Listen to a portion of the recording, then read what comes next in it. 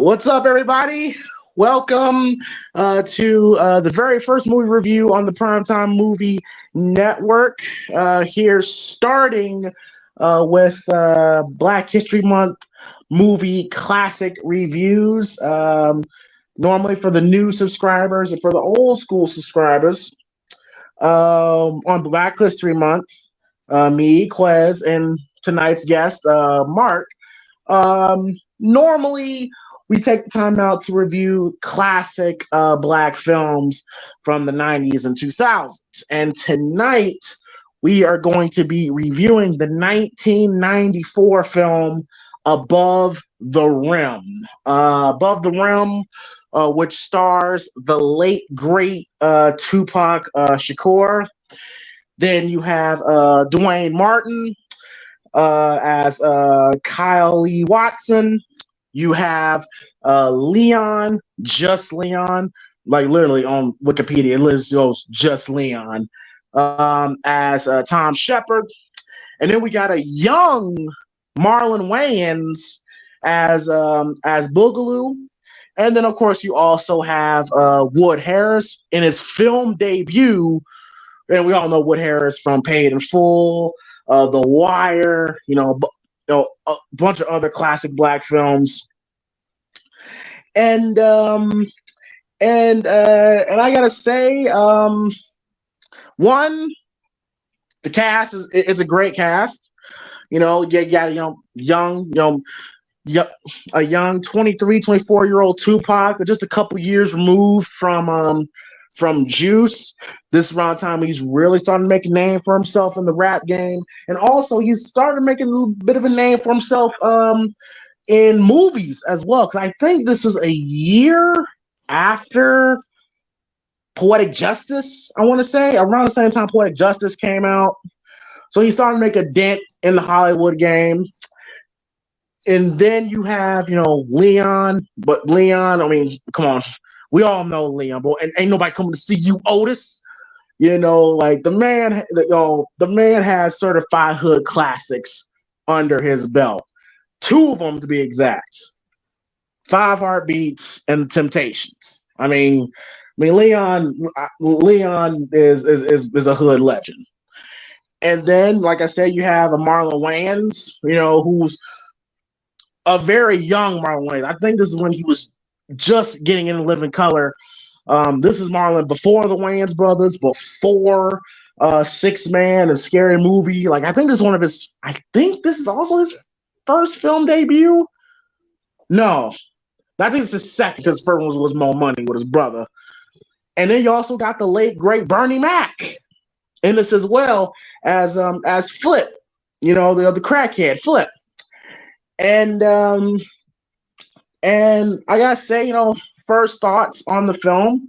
I would say this is for me, as someone who grew up watching this film, I remember first watching this film on TNT. They played this movie on TNT a lot back in the day.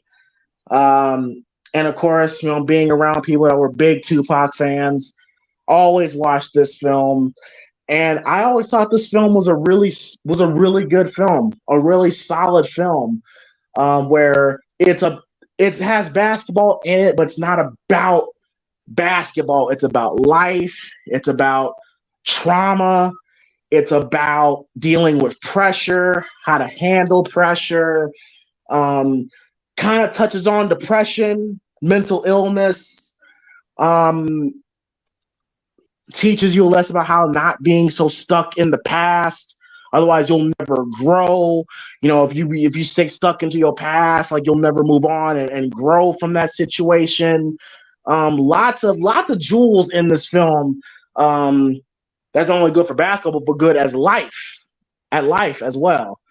I think the performances are really solid. I think Tupac gives a great performance once again as Birdie. I thought Duane Martin, who can legit hoop, by the way. We'll get into more of that later. I thought he was really good in the role. I thought Leon, I thought he played I thought he gave a good performance. I thought Marlon Wayans, he was Marlon Wayans, even Bernie Mac in the small screen time that he had, he was really good. There was really not one bad performance in this film. See, I always enjoyed this film. I enjoyed the performances. I enjoy the life lessons that it gives.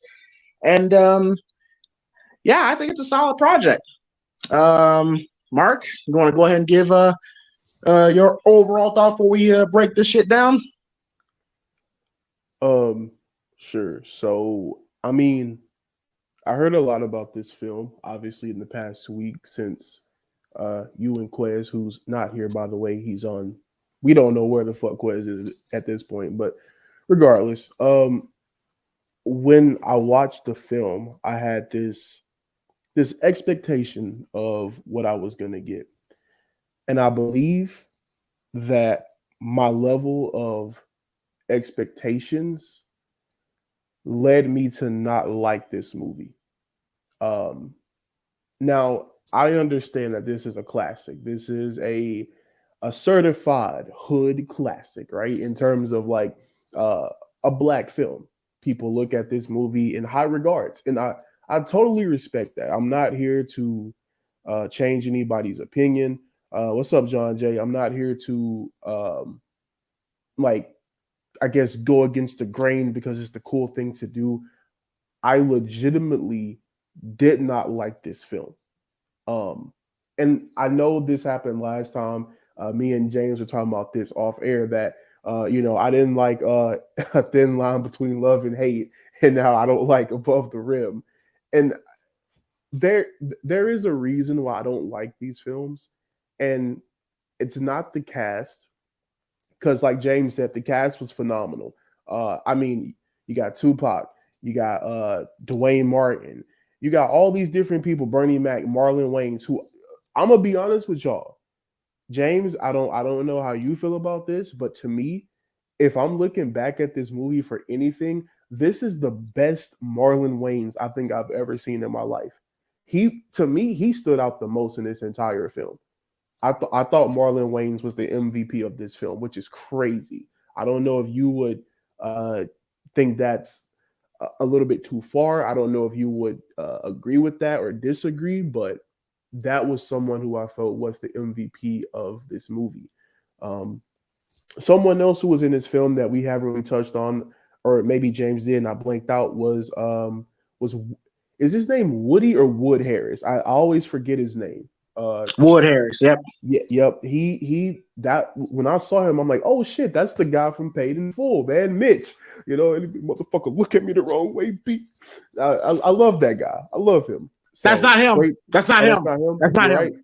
Oh shit, you're right. That's You're not thinking him. of Kyle Pfeiffer. Yeah, you're right. But he was in that movie though, because he got what movie was he in though? He was in one of those movies, bro. He wasn't Paid in Full. Like I said, he's most known for his character from The Wire. Um, but yeah, but he's been in a lot of films, man. Okay.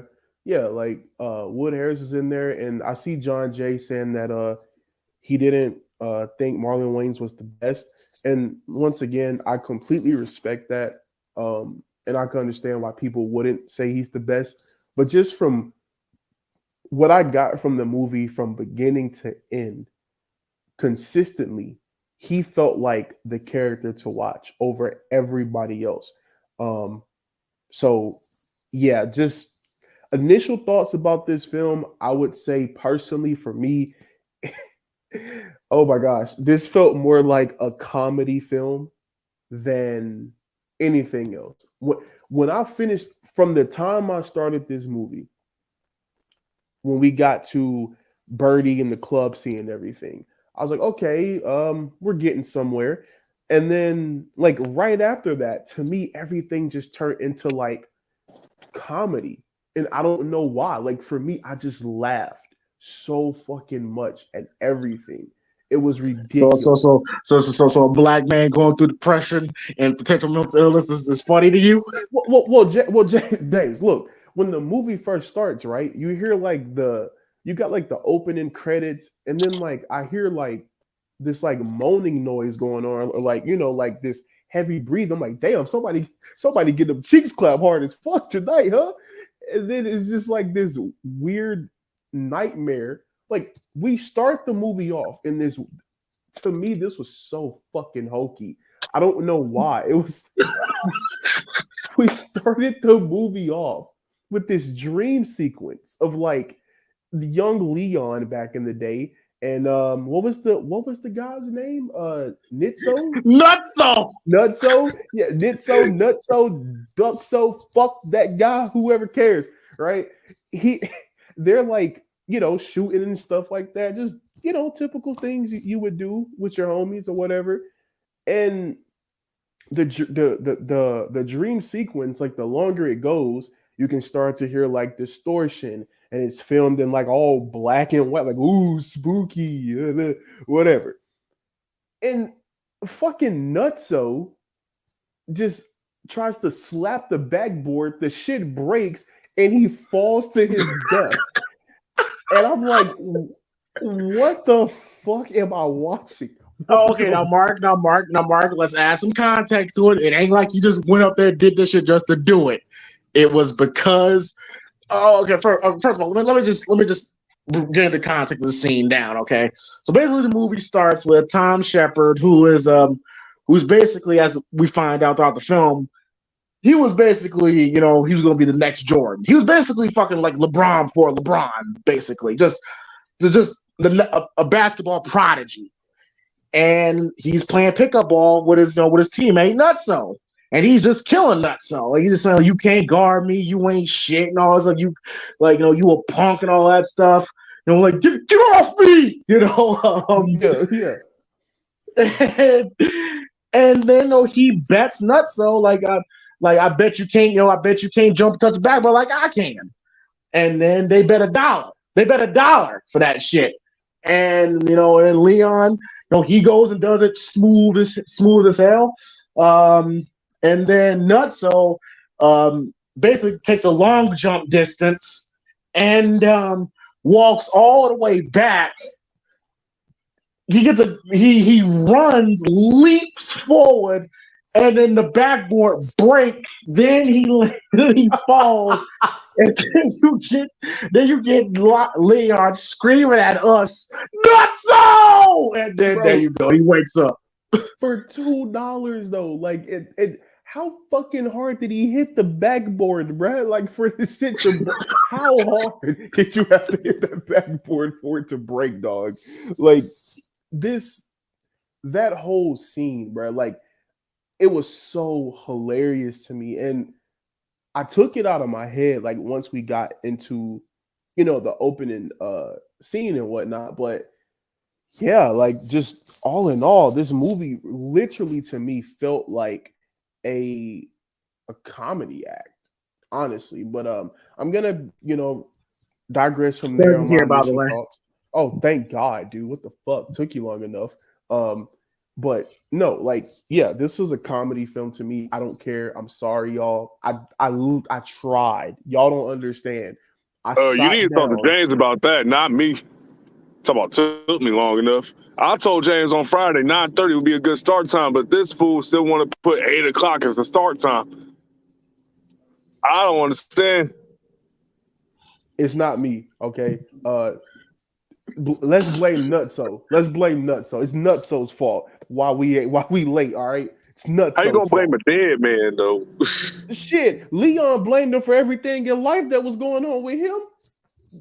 God damn it, Nutso! It's your fault. We even now. I thought he was David Ruffin.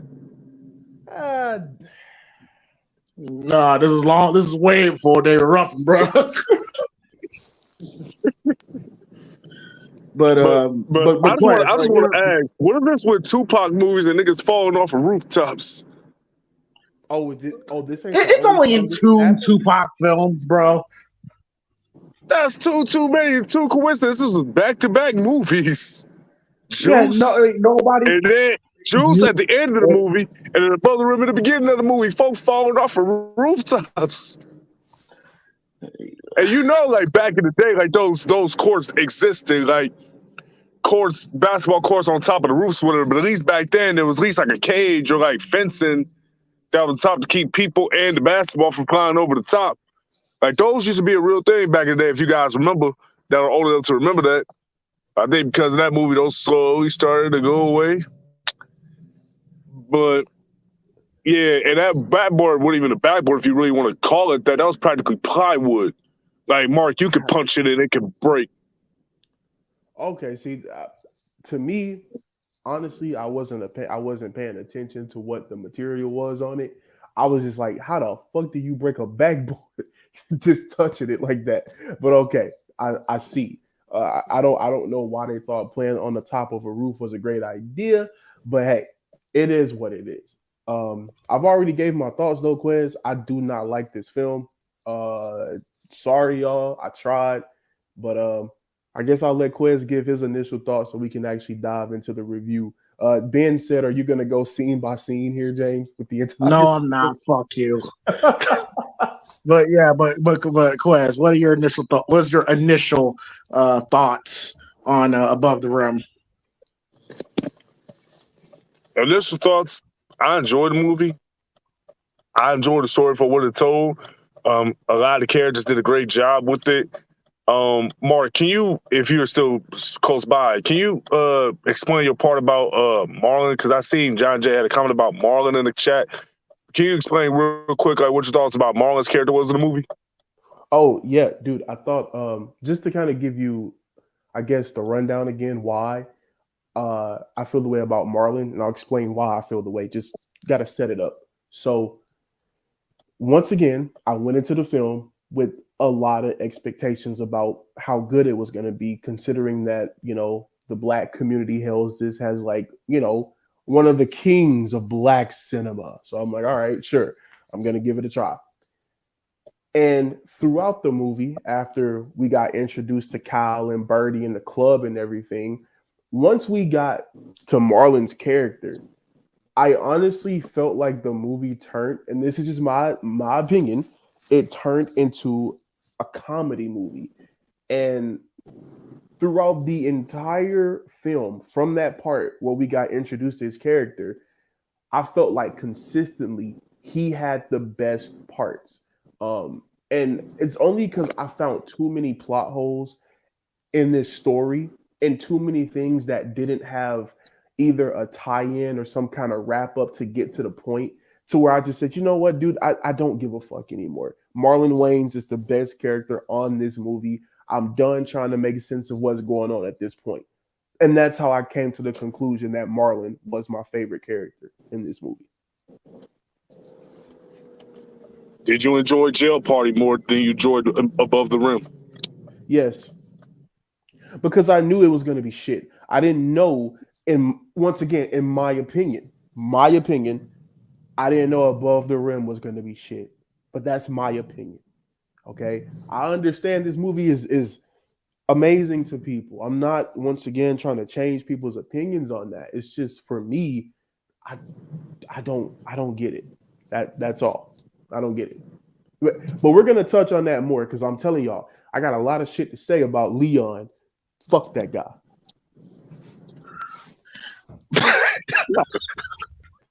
Leon.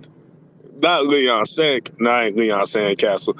But I just want to know what your thoughts was about Marlon real quick before I gave my overall parts about the movie. But I gotta say, I enjoyed the movie throughout. You know, good story for what it told and everything. I believe that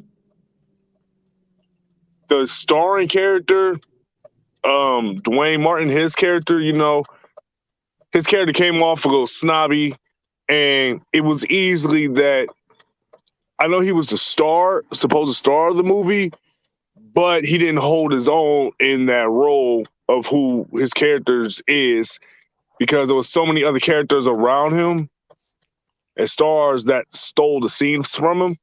Like, if it was him and Marlon Wayans' character, Marlon stole the show. If it was him and Bernie Mac's character, Skip, which we'll touch on Skip, pause, we'll discuss Skip's character later on in the film. Flip. His name was Flip. And of course, yep, Flip. And then, of course, Pac and Duane's character, Pac stole the show too. It's like he never really stood out, and I felt like it can hold back the power of this film to an extent because the guy that you're supposed to be following around for the story of this film, he's the focal point, but you don't get that energy from him. And I could tell as I watch this movie back now, years later, and I see that. I don't know if it's just because of his acting experience at the time, or it's just like that film was fully loaded with these stars. It's just Duane could have done more, or he could have performed more. I don't know what could he have done, but I've enjoyed the rest of the characters, and I'll go more in depth about like how the stories go into the plot lines of everything, including how, his mama tried to have a life too, and pulling Jody from Baby Boy. Yeah, Malika Watson with her fine ass. Yeah. Yeah, her. Calm down, cowboy. Yeah, her, and then Pac's role more in depth in the movie was shout out to Tupac. You could tell some elements of his Juice character from his last film carried over into this film. And he done a great job with that. Marlon Wayans, he does play one of my favorite characters in the film as well. Like I agree with Mark, but on a different reason, because I actually take his role seriously because he was that goofball, whatever. But during the movie where Tupac and everybody else trying to play him to the left, you can tell the frustration that built inside of each and every time during the duration of the movie, and it elevates, and you clearly see Marlon's playing this character like more and more frustrated, and you can find that believable, like he's tired of being the joke. And people were sleeping on Marlon even back then in the 90s, because you only hear people talk about him due to like the Wayans brothers and the other Wayne movies and stuff like that. But with specific roles like this, it shows Marlon's acting chops between that and then later on in that 90s decade. If you ever watched The Sixth Man, you know what I'm talking about with that. He did a great job doing that film. And then even like in the 2000s, 2010s, like what's that movie called? The G.I. Joe movie that came out in like 2011. Yeah, G.I. Joe. But his best, if you really want to see his best movie, his best performance, I mean, it's not a movie that I really recommend because it's very fucking depressing. But it's his best performance. Marlon Wayans' Requiem for a Dream. That to me is his all-time best film. I've never seen that, but I'll take your word for it. Cause I did hear people bigging him up on his acting chops too. Like people box him in with the Wayans family content, like White Chicks and Little Man and Dance Flick and the Wayans brothers and all this other stuff. But when he steps out the box with it, Marlon could really act his ass off. Like even recently to last year when he was on Bel Air playing Will's dad on Bel Air, he stole the show. Probably had one of the best performances of that season of all the characters on the show. So credit to Marlon with that. But overall, I fully enjoyed the movie. One gripe though, and I'll go more in depth with it when we start with the analysis of the film. If people tell me that if Above the Rim didn't age well for them, I would understand. Because I kind of got that vibe through watching this back again. Because when people tell me like they like the film, but they didn't love it like how they used to back in the day, they say they didn't age well, I may or may not agree, but I can understand what they're talking about, and we'll touch more on that when we get to the parts. And interesting enough, I'm glad you mentioned Will Smith. Interesting enough, they said Will Smith was offered the role for Kyle Watson, but he turned it down for whatever reason. So think about that. We could have had James, Will Smith. Of course. Who was in the movie with him? You think you could stand looking at Tupac every damn day? No, but this was before Jada, though. Will wasn't fucking with Jada at that time. I'm just thinking 92, 93? No, I think he was married to his first wife at the time. He didn't really start fucking with Jada until like 95, 96. So interesting enough. Oh, and also fun fact. All right, let's just get into it. So, but I would also think too, like because of his schedule with the Fresh Prince and other obligations he had, he didn't have the time to commit to a film or whatever. Agreed. Plus, he still had the Fresh Prince going on. All right, so we're gonna talk about first. We're gonna talk about is of course the late great Tupac Shakur and his performance as Birdie. Birdie is basically not basically he's basically he's the drug dealer of the neighborhood. He's basically like the neighborhood rock star. He's like the dude that everybody wants to hang with and all that stuff. And his character, you say it kind of carries over from Juice to here in a way, but his character here has more, I think it has a little bit more depth than Bishop did, because Bishop was just an all-around fucking psycho, pretty much. Where here, Tupac plays somebody who was by himself for the majority of his young life due to Leon, because it's revealed that Birdie and Shep are brothers. And basically after the events of Nutso, Shepard, it's insinuated that he went to jail, but they didn't really fully say it. But basically Shep runs out of town and he's basically just disappears, becomes a recluse. And Tupac, having to be now the man of the house, has to lead to this life of him being a drug dealer. And he plays somebody who he's grown, but he still has a need for that brotherly love, that positive male guidance that he never got, because it's assumed that their father was never around. And then Shep, who was supposed to be the man of the family, he dipped, and Pocket never had no positive father figure in his life. He had to grow up on his own to support his family, and he never really got that acceptance from his brother. That's why one of the best scenes in the film, the first scene we see Leon and Tupac together, the scene when he acts like a little brother, like you can see it on Tupac's face. When he hugs him, said, "Why didn't you call me, man?" He explains to Shep like all that's happened since he's been gone. Saying, "Been that damn bodega when Mama Fools, them motherfuckers was laughing at me. Man, they was laughing at me." And he said, "I did this. Mom got marble floors. She ain't like, I'm bringing all this money. Like, I got a big screen TV. I did that." He was basically like trying to, be like, "Yeah, bro, I did it, man. Like, I did it, man. I took care of everything, right?" And he wanted Shep to work with him. He wanted to be like his partner. Like, he wanted to be partners with his brother. He was willing to let him in until Shep shitted on him.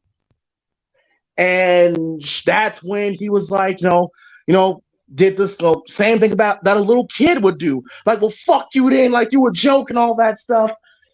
And even after that, he still like tries to get some sort of acceptance from Shep that he's never gotten. That's why he always bumps into him. Like, the man took the time to study his route to work just to bump into him, I think it's a very, very complex character. I think Tupac's performance is great in this role. He's a bad guy, but you kind of root for him in a weird way, especially when you kind of look at things from his point of view. When he says to Kyle that being alone makes you strong and all that stuff, and you're like, I mean, that shit is kind of true. Just how Tupac played it, where with Bishop, you want Bishop to get his comeuppance.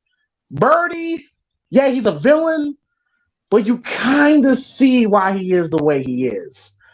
But yeah, I thought Tupac as Birdie was great in the role. And I think Birdie is a great character.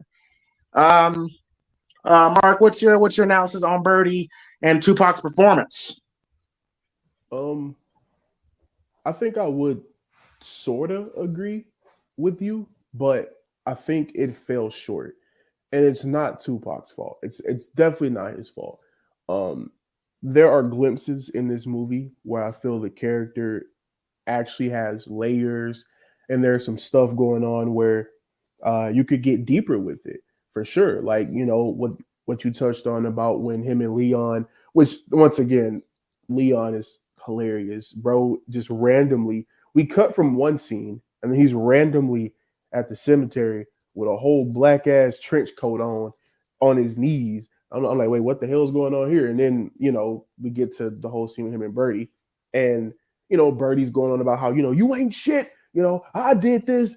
You know, I got the family up. Mama good. All this is great. But and right there, it showed me that Birdie was someone who loved his brother, but would also take his brother out just like that in an instant because he wanted to keep this certain lifestyle up. And if you were in the way of that lifestyle, I don't care if you can. I don't care. Ooh, Mark, I'm sorry. I don't know about that because he had an opportunity to at the end, but he didn't. So well, see, that's the issue. But see, this is what I'm talking about, James. I said that in the beginning. What I said was there were instances where he showed that character, and a lot of times the film was very inconsistent. Like the character never grew. If I'm being honest with y'all, the Birdie character never grew past what we saw. Because like the first scene, you know, with him and Kyle, you know, he's all laid back, he's chill. You know what I'm saying? He the big man around town. He ain't got nothing to worry about.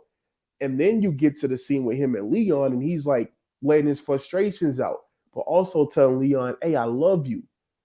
Then there's another spot in the film where Birdie and Leon are on the court, and they're watching this guy, I guess, play with his son on the court, shooting ball. And, you know, Birdie just like poofs out a razor blade out of his mouth and is like, hey, you know, that's what I do. So there's certain instances where you see how far they could take this Birdie character, and it never got there. Like, we never got to see their mom. We never got to see this lavish crib. We never got to see anything outside of that Mark, weak ass hug. Mark, we never saw the mom because the mom passed away. Oh yeah, you're right. But like, but I'm talking about like we didn't get like any backstory about the mom or anything though. Like we didn't get to see like any kind of like we had a whole flashback about Nutso. Why can't we get a flashback about the mom? You know, and what she was going through before. Mark, it was kind of explained in Tupac's dialogue. You know, mom said we was broke and you know there was no electricity. You know, mom would be screaming, oh Shep," and all that stuff. Like it was explained in Tupac's dialogue. I guess so. I don't agree with that, but I guess so. I'll give you that one. But I mean, we didn't see a crib. We didn't see any kind of what lavish lifestyle did he live? Like there's this whole thing about, you know, I got all this money and stuff and I'm doing this and that, but we only see the club. And the club didn't look that popping, to be honest with you. And I thought there were certain times where this character didn't feel like as big of a deal as he thought he was, or as they were trying to portray him as. Because when you first see him, in my mind, I'm like, oh shit, you don't want to fuck with Birdie. You know what I'm saying? Like Birdie will get you got. And I know we had the whole thing with Flip and whatever. That was something that we could touch on later, but recognize, motherfucker. Wake your ass up. I mean, they tried. I just once again, I don't think it was Tupac's fault. I just felt the writing and the lack of legitimately. I'm gonna be real with y'all. There were times in this movie where I felt like everything was paced too fast. Nothing had time to breathe. We never got an explanation of a lot of things, like why.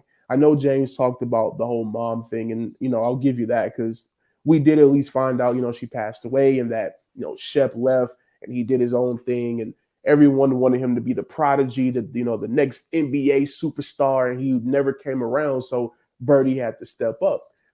But we never got like these moments of like, a bond between Birdie and Leon, right? Like even when Leon got shot at the end of the movie, where was that bond of like it's supposed to be? I love my brother. Where was that at? Like Leon just gets shot and Birdie ain't nowhere to be seen. He back at the club chilling, and like there's certain things where it felt like the movie was so rushed, like because they were short on time and they were trying to tell like 15 different stories at once and they couldn't fit it all in. And that's why I felt like the Birdie character kind of fell short. But that's just my opinion. All right, Quez? Well, first off, I would just like to let's state this. I know Marq had his gripes about the Birdie character, especially with the build or lack of build, as you would, surrounding his characters, comeuppance, and everything in the sort like that. I get where you're going, but he wasn't the focal point the focal point of that film. Everything that was around it was surrounded by Kyle's character and who else was close by him that was around it. I think Birdie was just that side character that came in for the clutch for Kyle when he needed to be looked out for his future and everything, and he was just that one dude that just happened to be there that had a pass. Coincidentally, he happened to be brothers with Shep, and they had their story, but I don't think a whole story between Birdie and the build-up with them is fully necessary, only because it was more centered around Kyle, his mom, and him trying to get to college, because he was still trying to show off for Georgetown, that build-up with the Georgetown scouts. He's trying to get to... Sorry to cut you off, but you can kind of say the movie is about Kyle, but it's also about Shep too. I felt like towards the end everything was about Shep, because dude, here's my thing, Quez, with Birdie, right? So Birdie is supposed to be he's supposed to be the big antagonist of this film. He's supposed to be the big bad villain, and we were supposed to feel sympathetic towards Kyle, but also we're supposed to be rooting for Leon because we know what he can do. He can teach Kyle. He can lead Kyle down the right path. But what did Leon really teach Kyle that Kyle didn't learn from himself or from Marlon's character, right? It's not like Leon told him, oh, Flip got cut up. Marlon's character told him that. It's not like he didn't just figure out that, Birdie was a bad person. He just kind of figured it out from the people that he was rolling with. And we never really got to see any kind of real adversity. Like there was no real conflict and no consequences for anything that he did. Like the moment when Kyle decided, yo, I'm not playing for your team. Like where was the conflict at there? Like there should have been more at stake. Birdie told him he's gonna call Georgetown. That's not enough. At least for me, that's not enough. You're supposed to be the guy. You're supposed to be the biggest drug dealing thug in the entire neighborhood. And the best thing you can come up with in that entire story is I'm gonna call Georgetown. Nigga, but you gotta think about it. That was all he needed to do, because once they found out that he took funds, that ruins not only his eligibility at Georgetown, but his entire NCAA eligibility. He didn't need to go out and, try to hurt him, hurt his family, go above and beyond, nothing like that. He didn't need to do that. He knew that was Kyle's out from the hood to go play college ball. And that was all he needed to pull. It wasn't necessary to go above and beyond even with that. You pull college from him, and that's what crushes him. I feel like they played it right in that writing with doing that, because it was believable. It was believable at the time, especially at a powerhouse like what Georgetown was. That's all he wanted to play for, and he was this close. And that's who he kept trying throughout the movie. If you see, them Georgetown scouts was at those games, and he would lose his cool and either miss the game-winning buckets or he would get ejected. You would see through that movie that was cycling that he was trying to get into Georgetown. He was right there, and then Pac tried to pull that all away from him. You may think it was stale, but I think it was good in its own right to try to threaten him with that, only because it was logical and it made sense, and it didn't go above and beyond. We're like, nigga, you don't play. If you don't play for my team, you finished. You're going to get hurt. Oh, I'm going to kill you. Or I'm going to hurt your moms, whatever the case like that. It didn't need to be like that. I feel like it should have, though, bruh. This is just me, though, because once again, Birdie is a drug dealer. And in the beginning of the film, when they recruited Kyle, literally, when they're fading out, you hear Birdie say, yo, I got a lot of money riding on this, man. And it's like he's desperate. It's like this is a make or break situation for him. We saw him kill Flip just for Flip just talking to him. I mean, Flip was saying some disrespectful shit, but you get the point. Picklehead motherfucker. Yeah, yeah, he was going a little too far. You know what I'm saying? So I get that part, but it's like you killed Flip just for saying that, and he didn't cost you no money. But this guy here, not playing for your team when you needed him, he's about to cost you everything you put in on this game. And to me, I feel like they, once again, this is just me. I think I've watched, I may be giving this film a very hard time. I don't know. But it's funny though, but I want to hear this. Like, when you look at Birdie's character when he first shows up, I'm telling you, when he first shows up with the cigar, the picture James got up right now, when he shows up, him and his whole entourage and stuff, dude, to me, this is supposed to be like some kind of fucking gang, some criminal organization going on here, bro. Like, and you know, you see the whole thing with him and Leon, and I should have put two and two together that him and Leon had some kind of past together because, you know, the eye Birdie gave him and shit, but I didn't really put that together until we got to the cemetery part of the movie. But I felt like there were times where they wanted to show Birdie in a way where he was capable of like really hurting you, right? And I understand that he didn't have to hurt Kyle, but he could have threatened Kyle, like, yo, if you don't do this, I'm gonna go see what your mama all about. Or he could have found out Leon was talking to his mom, and that could have got his mom involved in something. I understand that that wasn't the premises of the movie, but the way they set it up, in my opinion, it felt like they were trying to do more than what this movie was about. It was literally all about a guy trying to go to a basketball college, or not a basketball college, but to go to college to play basketball. That was the whole purpose of this film.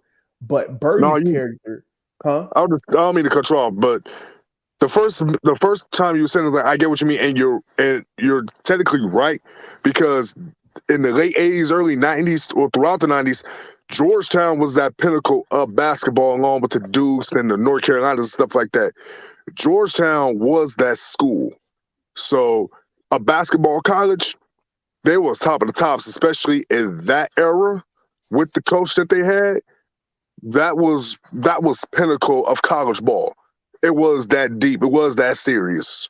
So I just want to point that out and just say that. And let me ask you this: when you say you open up the movie and you seen Birdie, let me ask you this: did you immediately think of, okay, yeah, that's Birdie? You looked at him as Birdie throughout the movie, or did you just see Tupac? Well, in the beginning, I thought Tupac. That's all I thought when I first seen the character. Just because, like, oh shit, it's Tupac, right? So eventually, though, I see Birdie, right? I eventually throughout the movie, I see Birdie because I'm like, ain't no fucking way. This how Tupac would act. Tupac, we saw how he did Biggie, nigga. He would have let none of this shit slide. All right, he would have told Kyle straight off the rip. First off, I fuck your mom, nigga. Like we would have been. It would have been crazy, right? But the thing was with Birdie, I look at the character and I say that it didn't need to be here. In my opinion, I think we could have still got the same story told without Birdie. We didn't need Birdie, right? The conflict wasn't even with Birdie. The conflict was really about Kyle trying to control his rage and be better as a player and not start flipping out. I mean, because well, actually, I'll get to it because we're probably gonna touch on Kyle later. But yeah, it's like I don't think we needed Birdie to get to the conclusion of where we were going.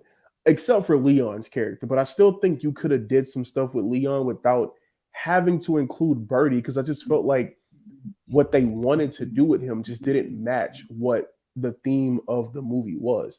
And once again, y'all got to remember, I did watch this film. I'm in Japan. It was 6 a.m. when I watched this movie. So maybe I'm just tripping. All right. I don't know. Quez, yeah, your thought. Wait, did you give your thoughts on Birdie? A little bit before that scrum, but like I said, I think Birdie's role was paramount into the film.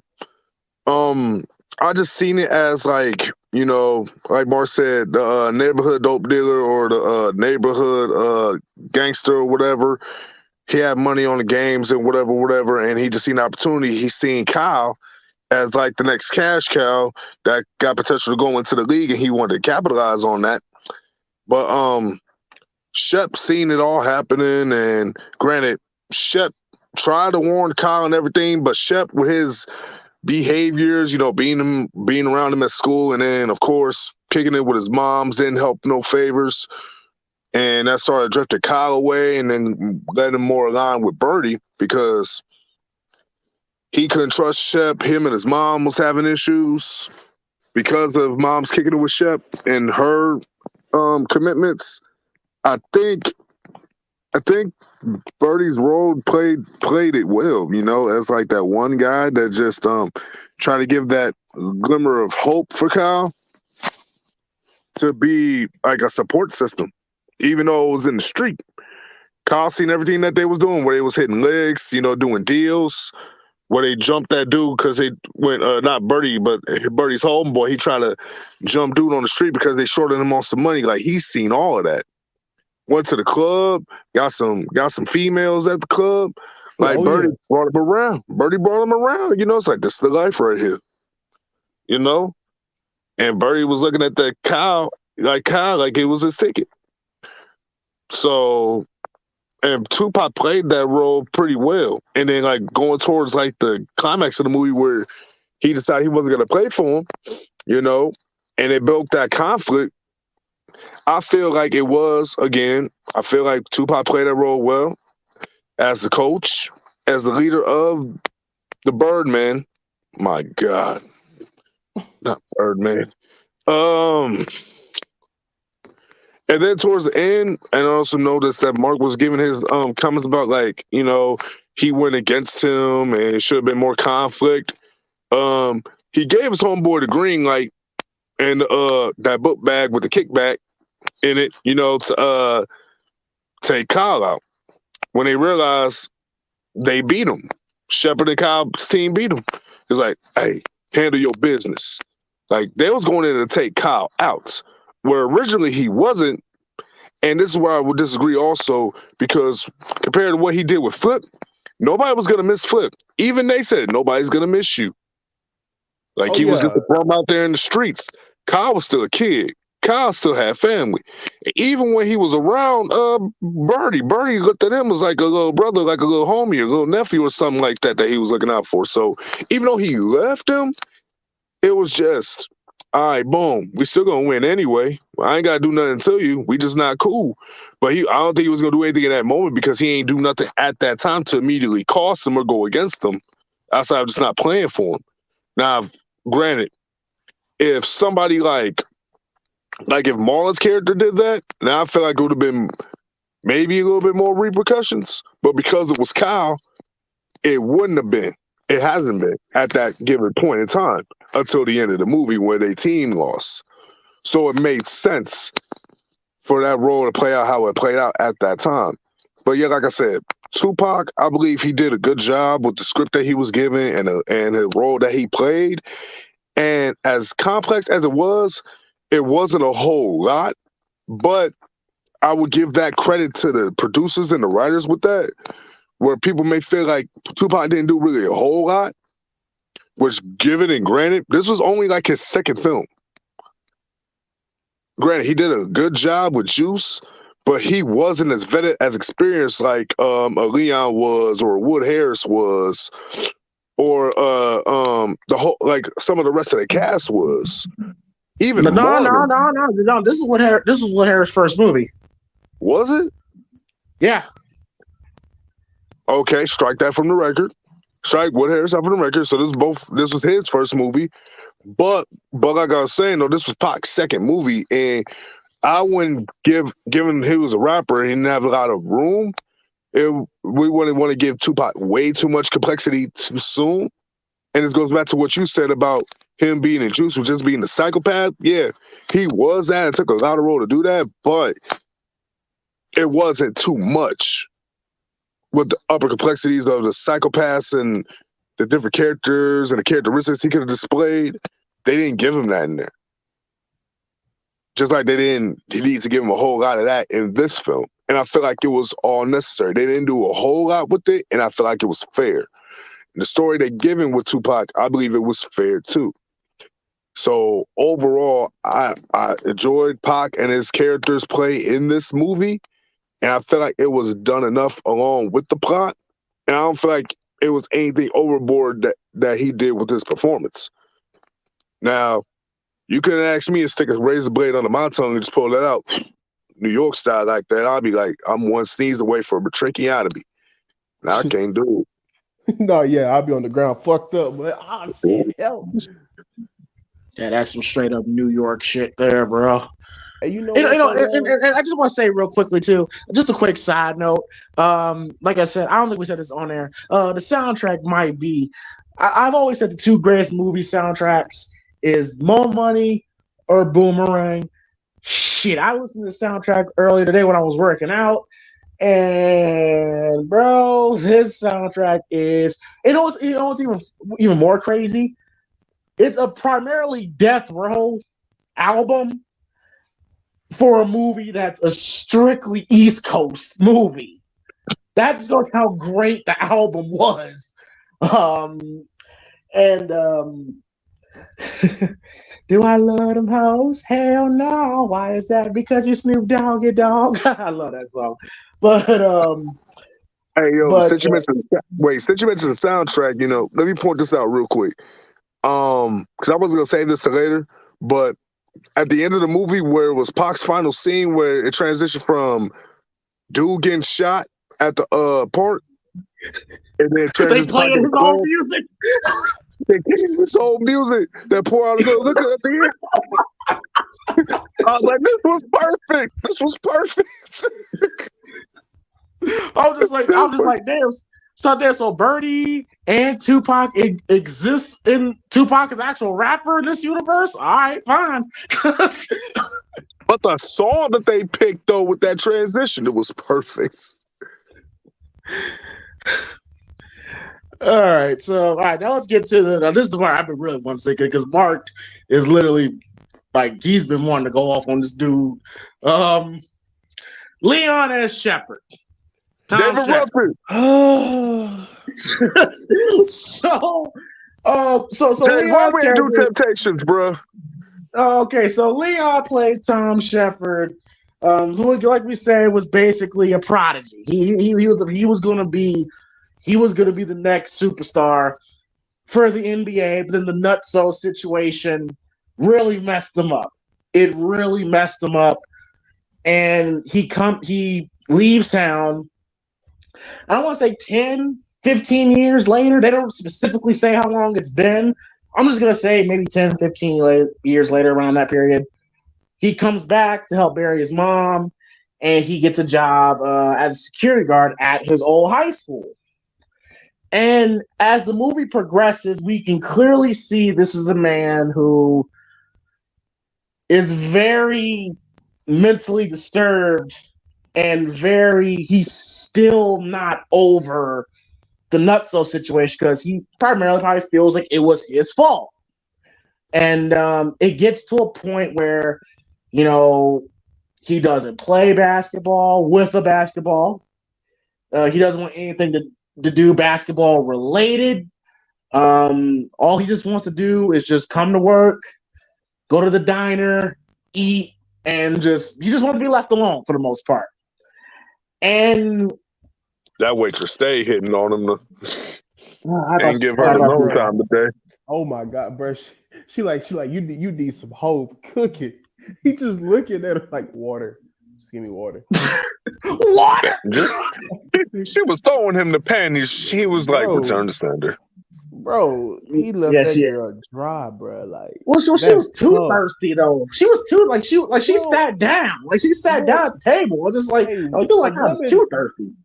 Bro, she an older kind of lady. She know what she wants. She ain't got time to play them kind of games, bruh. She was ready for Leon. Leon was not feeling it. The moment she left and the Black Queen came in, bruh, when he saw Kyle's mom, he like, boy, I'm about to tear that ass up, boy. He was ready. He was ready. Which we'll get into that for a second. I think he tapped it personally, but that's just me. But I'm surprised we didn't get. I mean, I'm glad we didn't, but I'm just surprised we did not get a sex scene in this movie. Oh nah. Well, we almost did when that one chick down there was fucking just slobbering Kyle down in the club. Kyle was losing it, bro. That fool almost had a wet. That man almost had a wet dream, and he was woke. Birdie said, "Hey, bro, hey, calm down. Hey, he his first time here now. Come on." Yeah, and just to touch back on that scene real quick, I love how that scene was kind of like a college, a little bit like how a college visit would go down. Like Birdie was like the upperclassman, giving Kyle like the tour around the campus. And like I've heard a story about how when basketball players go to college, go on those college visits, bro. Like, bro, them women be ready, And he was basically telling Kyle that, whatever you need, you gonna get, like you want that girl to come over, like what you want to drink. He said everything in here costs everything. I thought that was a really great scene with Tupac and Duane Martin. I know you want to find things I've not given to you, and it's kind of like almost kind of like Satan talking to be on your shoulder and all that stuff. I was about to say, go ahead and say it, Illuminati. Yeah. But Mark, but you said that was the only scene you really took serious. Why did that scene, you said you felt was the most serious part of the film? Well, because we literally had just got Birdie, who is texting me. Okay, sorry. We just saw Birdie, at the game, and we saw him, watching Kyle and whatnot. And maybe I missed this. I'm not going to shit on this part because, like I said, maybe I missed this. I don't. Was Birdie there to scout people or something? I actually don't know why he was there. Oh no, to scout Kyle. Okay. Yeah, so I'm not going to shit on that part because, like I said, I didn't know, and that makes sense why he was there then. So the thing for me was, once we got past that, we just got introduced to Birdie. We kind of saw a connection between him and Leon. And it kind of felt like, okay, this guy is he's going to be the boss of this movie. He's the big bad villain. In these kind of movies, you always got, the villain, and then you got your protagonist, which was, I'm not sure if it was Kyle or Leon throughout this movie, but regardless, when we get to the club, this is the part where I like the most, and I feel like here's another thing I do want to give this film. For as much shit as I've given it so far, I think they did a great job in terms of and I'm a sucker for this type of shit though. I love world building in movies, in TV shows and stuff. I think if you can build a world around something, it makes it better. Because we have multiple different scenes throughout this film. We had the restaurant, we had the movies, we had the school. Which, by the way, let me point this out very quick. There were this shit was so funny to me. There were certain players on that team. I'm like, ain't no fucking way that nigga in high school, bro. It was like this. There was some big ass high schoolers, dog. You had that one I think they were wearing the green jerseys. It was like a big bald black dude. I'm like, yo, this nigga got to be at least 30. That is not like a high schooler, bro. You're fucking lying to me. Most of them, Mark, this was the 90s. This was when everybody in movies and TV shows that was in high school were based on real life, at least 25 and up. this guy was Like real talk. Like real talk. Everybody was like 25 and up, like playing teenagers in the 80s and 90s, bro. Jesus, it seems like I've never seen a bald high school basketball player, or really any bald high schoolers for that, unless it's like a medical condition. So I'm like, what the fuck is going on here? But like, look at Marlon in the movie. Marlon was at least like 2021. But like, yeah, dude, he it's just a bunch of old ass dudes playing high schoolers. It was, dude, Leon looked like he could have been in high school more than half of those dudes on the team.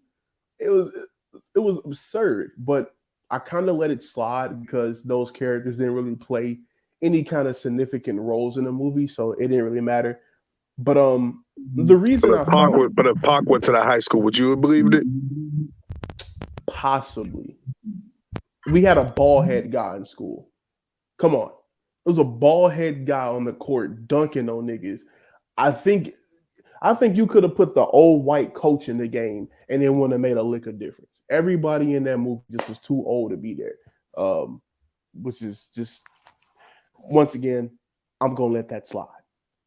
But the reason I found that club scene to be so, I guess, good to me was the fact that it was the lighting, the music. We finally got to see this is the villain's hideout. This is where Birdie is going to be at all the time, you know, making moves, making deals, doing his scouting shit, you know, just like that felt like the spot, right? Because that's where everything is going down. You got the women up there.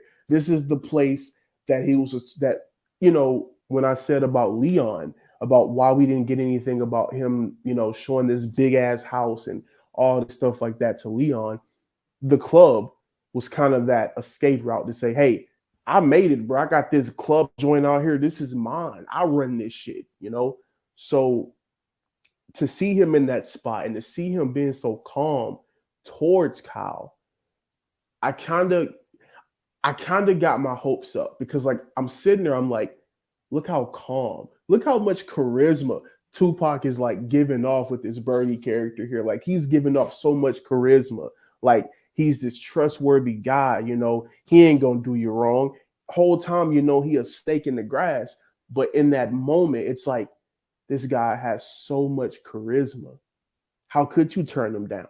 You know, sure, I don't want to betray my team and stuff, but after everything I'm going through, they want to kick me off the team and, well, not kick me off, but, you know, sideline me or whatever. I'm too, you know, I guess outspoken and animated and shit. Fuck it. I'm gonna play for Birdie. You know, I understood in that moment because it was so like, he's showing them the girls, he's showing them the lifestyle. Like James said, I can get you anything you want, man. You know, it's very enticing for a young high school kid to hear that, especially when you're realizing that all these people, including Birdie before he came up, grew up in the same situation of poverty and not having things, wanting the finer things in life. And back then and even now, young black kids still look at NBA as a way out when they can't find another way out. Basketball, football, something like that, sports, music, those are their outlets to make it out of the situations they're in. And so in that moment, I'm like, wait a minute, bro. They cooking up something. They going crazy right now. And yeah, that's why I found that whole scene to be great, man. And then you had the white guy come in. I guess he was like, I don't know what he really was though. In the club when he came in, he's like telling Kyle about his entire backstory, how he wants to go to Georgetown, and Kyle's like, "How did you know that?" You know, so like I don't know what that guy's role was, but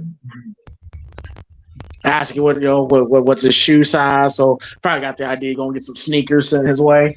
Yeah, it literally felt like Birdie was the man. Like if you needed something, you called Birdie. Birdie got you. If he fought with you, he got you.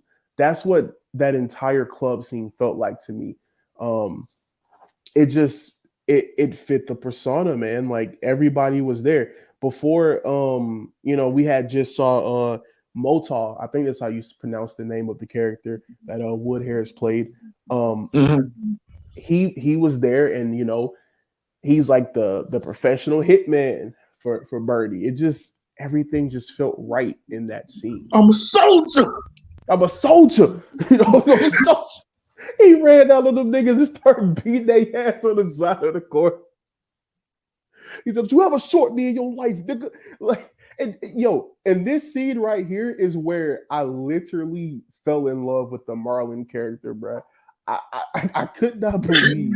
I'm sitting there like, wait a minute, Boogaloo is actually so good because he's like, after Mozart just runs up on these guys and pistol whips them, beats their ass, take the money, even though it was short. He gets in the car, and Marlon's character, Boogaloo, just like, hey nigga, like you grew up, bro. Like you need a father figure in your life. You bro. need a role model. Yeah, or a role hug or model. something. Yeah, hug. Like, bro, that was the greatest shit ever to me, bro. I'm like, yo, this is that was so. And good, what was so great about this scene, Mark, if you look back, there were a couple times when Wood Harris almost broke out laughing. Dude, I saw that after Marlon said that. You could see him like he was trying his best not to start laughing, bro. I could see it. I saw it. Oh, so good. I'm so crazy. I killed my own mama. Ate her fast up like Jeffrey fucking Dahmer. Yeah. He was freestyling in the car. This was freestyling, bro. And I think Quez mentioned this earlier, and this is something that I didn't talk about when it came to Marlon's character, but I would agree with Quez that there are certain points in the movie where you see, and I hate that it's like this because the movie isn't even about him, but I felt they included him so much into different things, and his character to me, felt like it was written the best out of every other character. You see points in the movie where he is like trying to put on this persona to fit in with Birdie and to fit in with Motar and to fit in with that whole crew. When he's around Kyle and everybody else, it's a little different. He's a little bit more relaxed. He ain't got to worry about Birdie. If Birdie say something to him, we saw it later on in the film when Birdie's like, look at this fucking guy, college, like fucking college, nigga. You can't even read. Like it was shit like that. And then you just see Marlon's character just like flip, like basically the face that he has on right there in that picture James has up, where it's just stoic, where he's like, I'm serious, but he's looking around like everybody else is laughing. I don't want to cause a scene. I seen what Birdie can do. I'm just, yeah, nigga, I was joking. Yeah, fucking college. No, I can't do that. And there's just moments in the film where you're watching his character grow and you're watching him change and develop, and like there's layers to that character. I feel like everybody else's character, maybe besides Kyle, was stuck in first gear. Meanwhile, Marlon is just like shifting in and out of gears in a car. Everybody else is on cruise control. Meanwhile, Marlon's character is just shifting first gear, second gear, third gear, like there's different layers there. I don't think anybody else's character ever got past that first gear. Agreed. And I don't mean to cut you off. I just want to kind of circle back to Shep. But what I was saying about Shepard is that I thought he was an interesting case because he wants to be left alone, and then his old high school coach, who's now coaching Kyle, wants him to be the coach of the basketball team, and Leon just very quickly says, I ain't no coach and all that stuff. And I guess it's through the performance of Leon. Like in the scene, he's like watching basketball, watching the team player, watching Kyle shoot. You could tell that his mind, and I know this because again, I'm for those that don't know, that for the news, I'm a wrestler. I've been a wrestler, pro wrestler for like 5 years now, and I know because you can see in Shep's face, he's like analyzing the basketball game as he's watching it. Like it's how I feel when I watch wrestling matches, where I'm like, I'm not watching it just to watch it. I'm just watching it on a analytical standpoint. Like no, he should do that or he should do this. I don't know if I should do that and all that stuff. And that comes into fruition when he's teaching Kyle, like, yeah, you need to, snap your wrists, the ball needs more rotation, spread your fingers and all that stuff. And then when Kyle reluctantly does it, but when he does it, he splashes that shit. So you already get to tell that he's a fucking basketball mastermind, pretty much. But he just has this thing about him where when adversity comes his way, he just goes into a shell. And one of the few times we see Leon actually come out of his shell, actually show some charisma and be charming, is when he's around Kyle's mom, which I don't blame him because Kyle's mom was bad as shit. But, like there's literally 95% of the film, the man is sulking, moping, depressed. But then when he's with Kyle's mom, he's singing to her, like he's singing Shaft. Like a black woman to make a man come out of his shell. We're gonna leave that alone, bro. But yeah, and I just kind of like how Shep views Kyle as a younger, modern version of himself, and he, in his own way, wants to lead Kyle down the right path that he should have gone. But the problem is, like his mom said, he's a runner. Like when things get up, he runs. And the fact that the man is a little fucking crazy, like he's playing basketball without a ball with an like he's like replaying the moments of him with Nutso. He's having full-on conversations with Nutso, even when he's in conversation with other people. Like, yeah, that Nutso, the boy owes me, he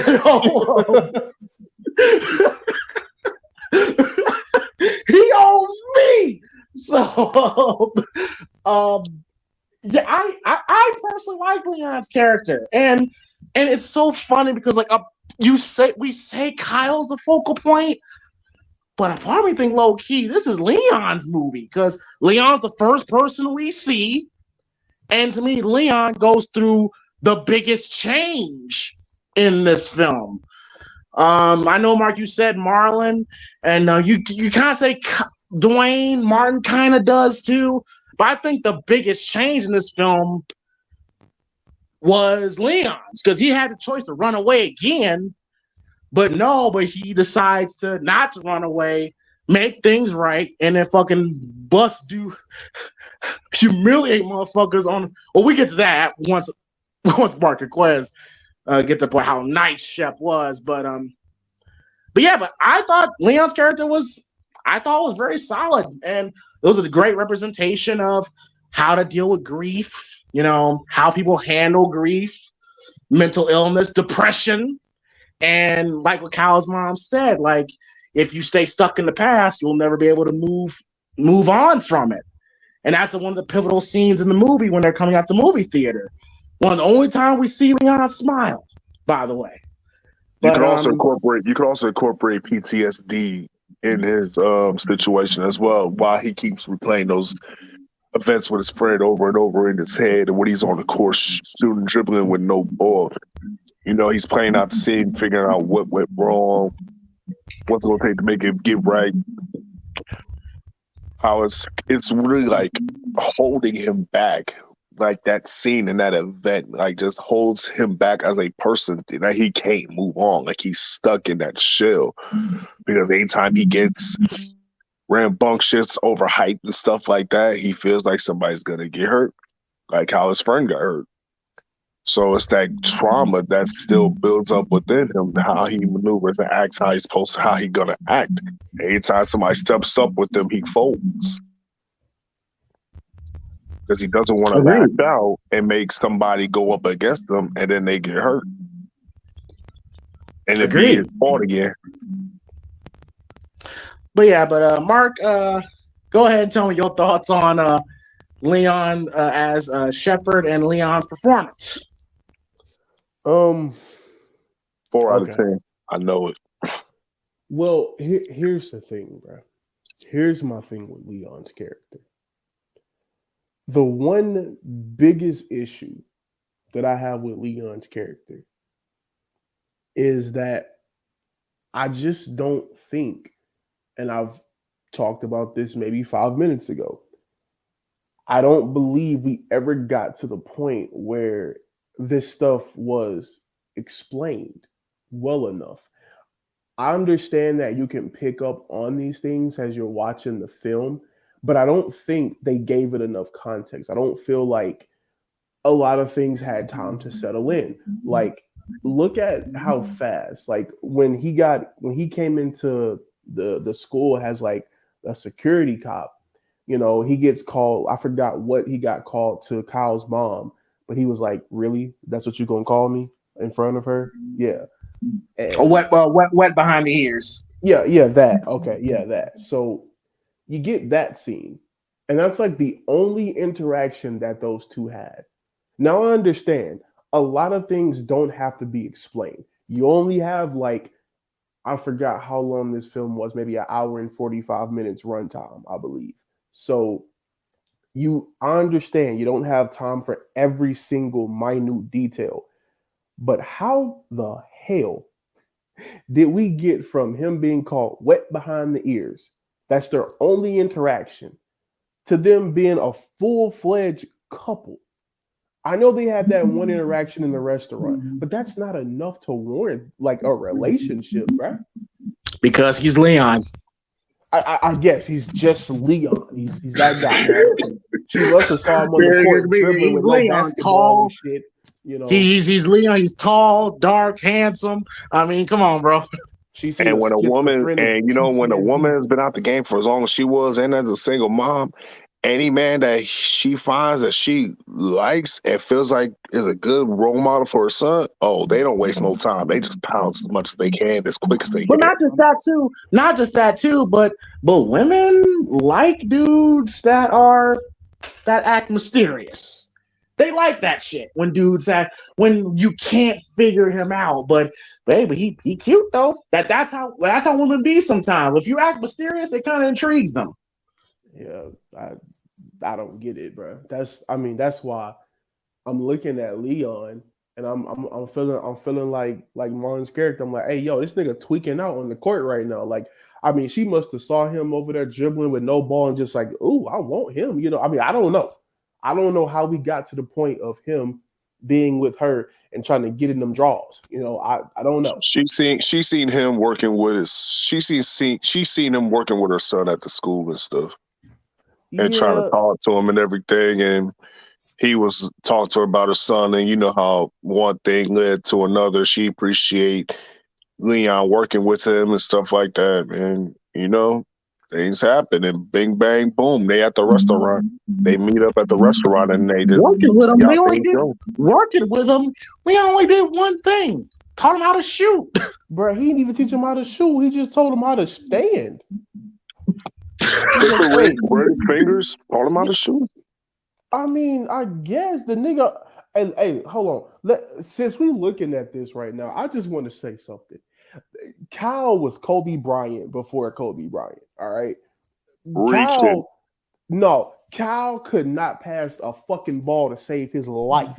All right, Kyle be in a 4-1 situation. The nigga would not pass, bro. He just dribbling and shit. Well, to be fair, because I did some research. Apparently, the movie, the Kyle Watson character, is loosely based off Allen Iverson. Ah, okay. That's what I was thinking of. It was based more on AI, and he went to the same college Iverson went to, i.e., Georgetown.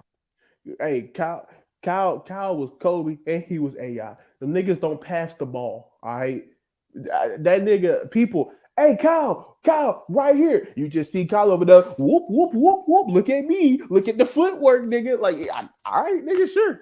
But he was working on the handles. He was having the handles like Iverson. I'd say that. Oh yeah, no. He was going crazy. It just was like all that time we spent on him dribbling the ball and shit and not passing. We could have got some more character development for Leon and his mom. You know, or Kyle's mom and Leon being together. We could have got. And granted, the rest of the basketball team wasn't that great. Kyle was literally their best player and then some. Like the rest of the team, not even was half as good as what Kyle was. So that's why he felt like he was always like the leader of the team. He had to win the game for the team, but that's what he felt like he had to do. And he was doing that for a lot of the season. The only time he really seemed struggle when they played teams on their level and they zeroed in on Kyle. And he never kicked out the pass because that's what he never really was focused on or had to do. Like people were open for a reason. Like they was all gunning for Kyle. And he still thought he could play hero ball.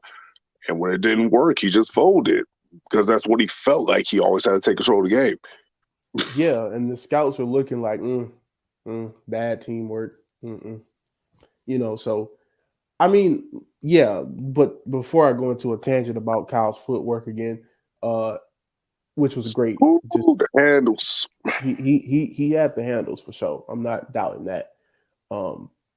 Leon's character, I don't feel like I understand what you're saying, James, about him trying to be like the mysterious guy.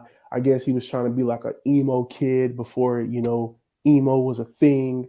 But in my head, I guess after hearing Quez explain it, I could see that side more about him being traumatized after what happened. Because once again, we talked about this before Quez got here.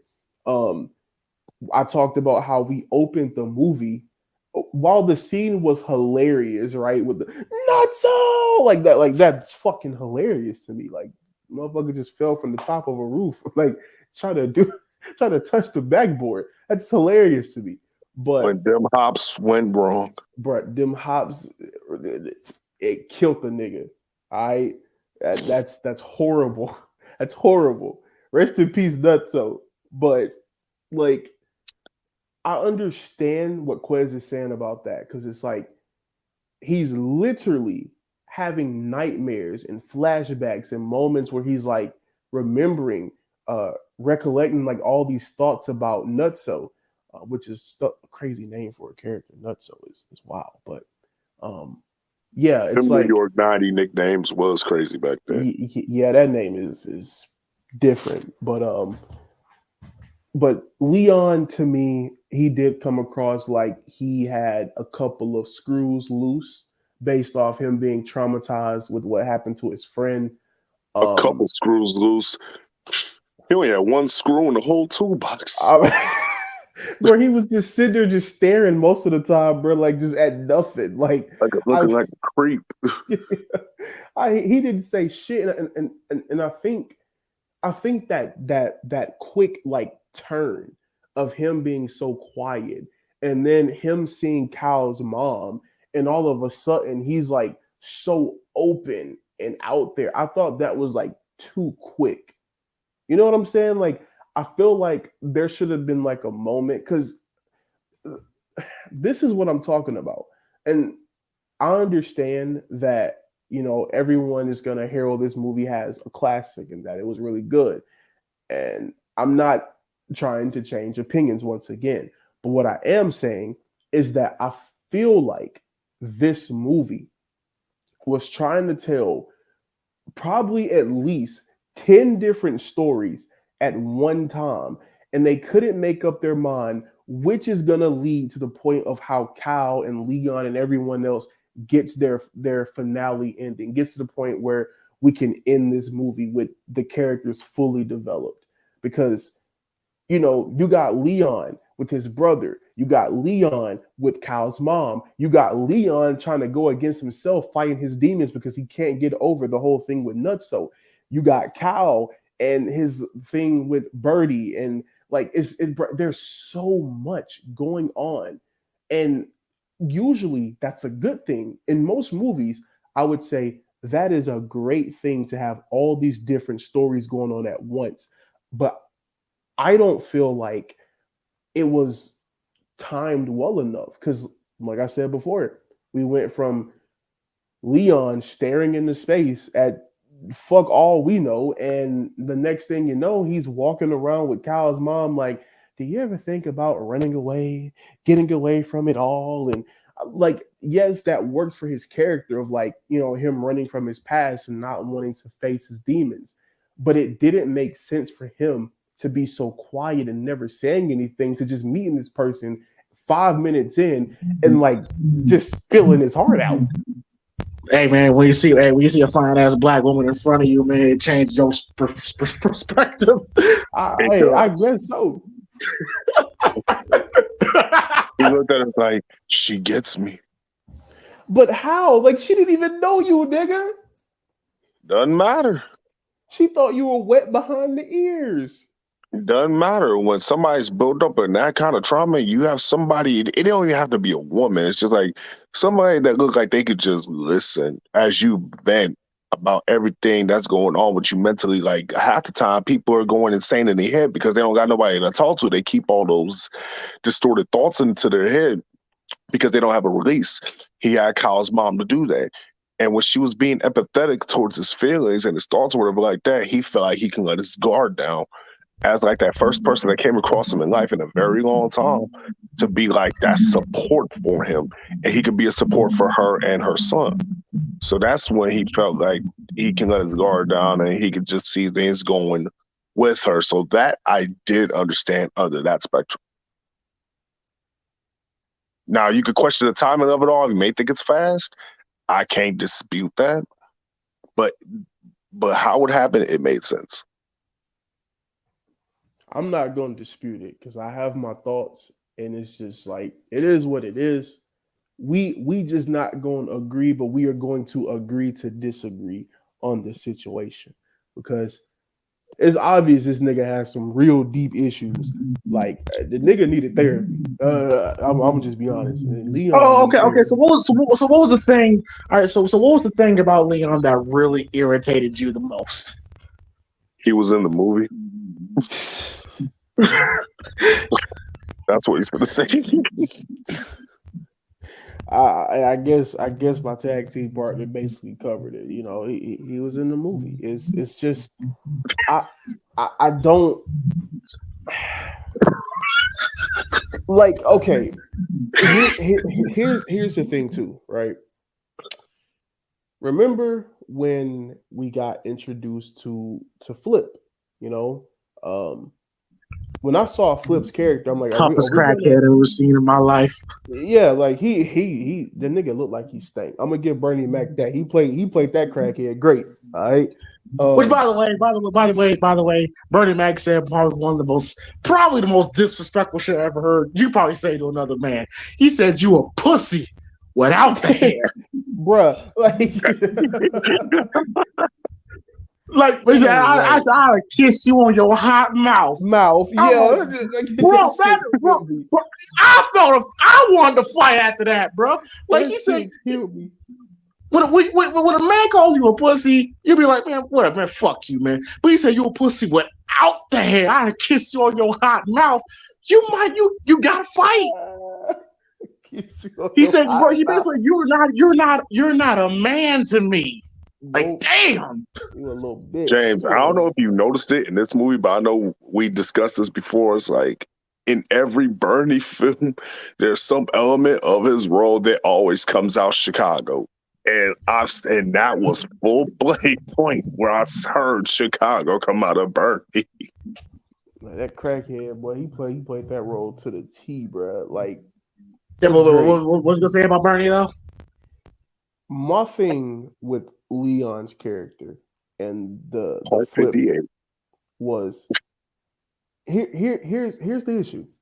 So we see Leon show up when Kyle and Marlon's character, I think that it was.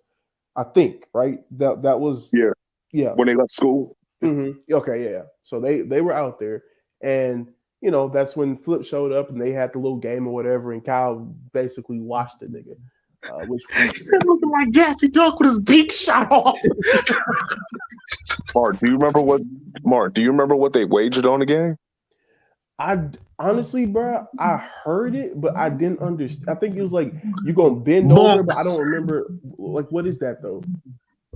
Basically, what bunks me. Again, people that's from New York watch this, man. Look, God bless y'all, but y'all niggas.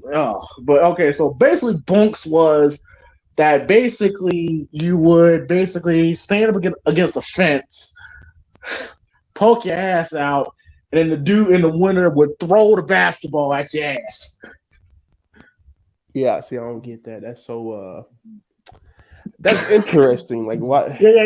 New York niggas are different, bro. They different, bro. I mean, it's the same city where half the time if they rob you, they strip you of your clothes butt naked and they just rob you.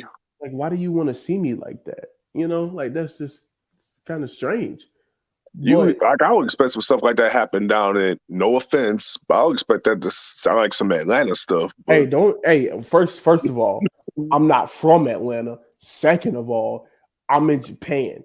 You are not offending me, sir. Niggas in Atlanta probably are doing that as we speak right now. Well, I wasn't pointing that as a reference to you. I just heard no offense. No, I'm saying like folk that's in Atlanta that may be watching. Oh, okay. But I mean, you got triggered. I mean, if the shoe fits, I mean, it don't fit. I wear a size 11. So do I. You didn't catch the pun though, did you? I did. Okay. But like, no, for real. Like, when Leon showed up and he saved Flip from like basically getting his ass kicked, Flip is like, yo, that's it's Leon.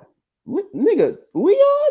Oh man, what's up, baby? And they, having this whole little moment where they're, I guess, rebonding, not really, because Leon is still in his PTSD phase and shit. But then Flip walks off and he's like, you can't erase what we are. And I'm like, I know he wasn't talking anything gay, right? I'm not being funny, but no, they was teammates. He was applying it was teammates back in the day. Yeah, and I got that. As soon as he said it, that's what I got. I didn't think, oh, these niggas was lovers. That's definitely not what I thought, for real, in all honesty. But if they was, I would have cut the movie off. that would have been a little too much. Yeah, that's a whole different above the rim. Yeah, I don't know if he would have watched that one, bruh. But crackhead love. Crackhead love. Bruh, it's like you get this point where we never really establish what exactly. Everyone who watched the movie knows they were teammates, but we never established like what were they in terms of like how good were they? What like how far did they go before Leon decided, you know what, after Nutso quit, or not quit, I guess he did quit life, he died. Like what was their ceiling? How far could they have went if Leon didn't run away from everything once Nutso passed? Bad choice of words, Mark. What happened if there was no ceiling? If there was a ceiling, Nutso. Oh no, I didn't think about that. Oh, well, I mean, as far as their ceiling, I mean, it's already implied that that obviously the team was good. I mean, we saw what Shep did by himself once he entered the team later on, but with that itself is crazy. But we see Leon going through the box. We see he was an All-American. He had the same future as Kyle. So clearly the team was good. I mean, we got fucking Shep on the team who could go in the game and corduroys and score 30 on motherfuckers. Yeah, that's crazy. That's crazy. I ain't gonna lie. That was crazy. And even in that pickup game where Kyle and Flip was playing, granted, shout out to Birdie though. Like even you can even see in his character, like there was something. Even though he got waxed, there was something. Yeah, there was something there that he did have some go. Like he actually played this game before. It actually played it on a decent enough level. So you knew that was there. But that White Rock might have debilitated the thing of three. But we ain't talking about that right now. Even without the crack, I mean, he's older now, out of shape. Yeah, but he would have been the same age. He would have been the same age as Shepard, though. Yeah, like to me, it almost felt like he was supposed to be like the big power forward or something like that, or some kind of like tall dude who had a little weight to him, but he could go on that court. And like Quez said, you could tell like there is moments when they're in that pickup game where it's like, hey, Kyle, you might want to watch yourself. Leon might be able to do something, but that crack was kicking his ass, bro. He ain't having it in him no more. But this is the biggest plot point in this movie that I felt we could have at least had an extra maybe 15 minutes in this film, because in this game right here that James has on the screen where Kyle and Leon are playing, Leon he really made sure he showed Kyle that he not that guy. But before that, bro, Leon, bro, that was elite, not even elite. That was master. Fuck, no, that's dude, like when bro was like showing him the footwork, like, aha, nigga, I'm the GOAT, nigga. Like, dude, Leon just sat there, took the ball, stood up, and just had the same I have no emotion, stare in my eyes, like, nigga, that's like, I'm like, oh, bro, shit. That was scary, bro. He was looking Kyle dead in his eye, bro. It's like, he said, bro, and once he said, all you gotta do is score, I'm like, oh, nigga, it ain't that easy, bro. This is like Tom Shepard was. He was on expert mode, bro. Kyle was on all Madden, bro. He was all Madden, bro. Nigga, sliders at 100, bro. There's nothing you can do. We are watching 100 overall, 3 Hall of Fame badges against a 55 overall NBA 2K created superstar with the generic attire on. He is getting washed, nigga. Bro, and Leon, bro, he barely moved. He barely moved. He stayed in that one spot. Bro, all he did was swipe his hand, just like, that shit weak. Have you ever seen the video where Kobe Bryant played Lil Bark in basketball? Oh, I need to see that. I've never seen that. Yeah, Lil Bark tried to play Kobe in one-on-one. It was basically the same thing. Bow Wow ain't never got the ball. He never got the board. Kobe was straight waxing him. All jumpers and post-ups, fadeaways. Like, there was nothing he could have done. There was nothing Lil Bark could have done. Kobe was waxing him. And when I watched that little game they did, this was the same vibe I got from this scene where Shepard was basically schooling him as far as, like, he let him take the ball out. Every time he stole it, he gave the ball back to him. Every time he stole, he gave the ball back to him. It's like, no, try again. Because he was selling him, but he was still low-key teaching him. It's like, you ain't getting this. Try again. Your footwork is crazy, yo. It was crazy, yo, bro. Like, he told him beforehand. Wait, don't shoot that weak-ass jumper. Like, don't do it. And then he did it, and Shep just snatched that shit away from him, bro. It's like he knew that's what he was finna do. Now, Shepard was that guy. All right, he was that nigga. Now, what irked me about this film was the moment we're talking about right now, where we find out Flip is dead. Right? This is where we found, the whole thing where Birdie walked up on Flip. Him and Mota, they walked up on him when he was asleep outside his cardboard box, woke that nigga up, recognized, just sliced this nigga face up, bro. Like, on some mob boss shit. So we get that. But wait. If you're gonna bring it up, you gotta bring up the scene before that lead up that caused Birdie to Marq Flip. Because if you remember, when it was back at the park earlier, I think it was earlier that day, when he got spared because Kyle spared him because it was Kyle and Birdie that was chopping it up, and then Flip got in the way and was talking mess to Birdie or whatever, and it was that catalyst because he was finna get took out right then and there, and then Kyle spared him. I knew they was coming back to get Flip though when Motal just like looked at him and just signaled like, yeah, we smoking on that pack tonight. Like, he put his hands up like he was smoking a blunt and looked straight at Flip. I'm like, oh yeah, he getting got, nigga. Like, I didn't know when in the movie, but they literally made the crackhead the sacrificial lamb to set up the end plot of the movie, which is fine, right? That's totally okay. It makes perfect sense. Do you think he put the razor blade back in his mouth after he waxed Flip? Technically, He probably did because like it was the same night where he I guess connected with Leon and he poofed the razor blade out of his mouth. I hope that was a different razor blade. Like, if not, Birdie, you nasty as hell, bro.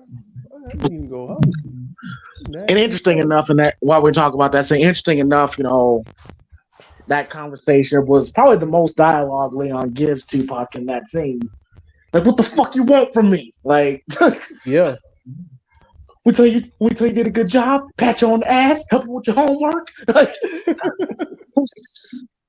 He's just waking up and Tupac is standing over you just to kill you. Oh yeah, If Flip was still talking shit, man, fuck you, man.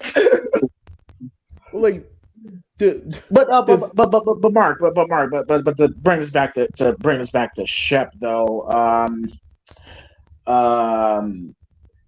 We've already touched on it, but let's go ahead and get to it though. Like I said, let's talk about how nice Shep was though. No. You didn't let me finish my point though. Y'all kept. Oh, I'm sorry. Go ahead. I'm sorry. What I was saying about the film needed 15 more minutes was that when we found out Flip died, and we never got to see Leon really grasp the idea that he passed away. I felt like that was bad, like pacing in terms of like, oh, we just found out Flip died. Hey, nigga, you want to play this one-on-one game real quick? Like, nigga, that was your teammate. Apparently, y'all were pretty close. This should have kind of sent him down a spiral for at least 5-10 minutes in this movie of like different cutscenes of him, like, where people can't reach him or something, nigga. And we didn't get that. It was just like, oh yeah, Flip dead. All right. Anyways, I'm about to teach you how to play basketball, nigga. Like, that to me was the biggest plot hole in this entire movie. Because, like, yeah, I know what somebody might say. They literally said in the movie, ain't nobody gonna miss Flip, no crackhead ass. I get that. But that was Leon's teammate. They have history. There is something there. He knew this guy. And neither Flip, not Flip, but neither Leon or Kyle, who started to kind of, I wouldn't say have like a bond with Flip, but kind of respect him in a way because he started to kind of figure out who Birdie was and what Leon was about and yada, yada, yada. And it just felt like those two characters had no emotion after Flip died. It just seemed weird to me personally.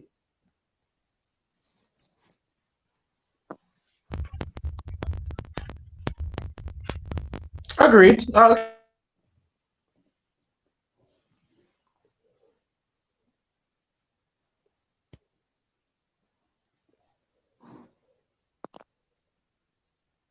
Can y'all still hear me? Yeah, you good. Oh, I was about to say, did James just cut out? I think so. He's still there though. I can hear him, but no. I was gonna ask. Quez, did you give your thoughts on Leon and Shep's performance? I'll be brief because I don't remember if I did. I don't think I did, but I'll be brief. Overall, I'll give Leon an A on this performance because he nailed this character down to the T for what it was going for. Leon's character overall, I do feel like it was essential for what it was. As like that guiding point in the movie to where now he was working on himself, but working with Kyle so he don't make the same mistakes and run out like how he did or blow his opportunity like he did. Like, it was like a back and forth battle between himself and working externally with others around him, where I appreciate the fact that it wasn't done as like easy and cookie cutter as how it was. You've seen him go through grief. You've seen him go through struggle. You've seen him go through battles within himself. You've seen him go through conflict with Kyle, conflict with Kyle's mom, conflict with Birdie, conflict with Flip, conflict with the coach, even where he didn't want to take the job coaching the team or working with the team, where he just didn't fall into it and everything was just cookies and ice cream. You know, it wasn't all that simple. It was a struggle to battle within all of that, and I'm glad they didn't take that direction where he was just, you know, the Dark Knight saving the day and whatever. It was much more of that internally with Well, him. I mean, it kind of was at the end, though. Man got there at the end for sure, but overall, but overall, I do give Leon credit for the role and what the character represented in the movie. I don't really have too many detractions about it.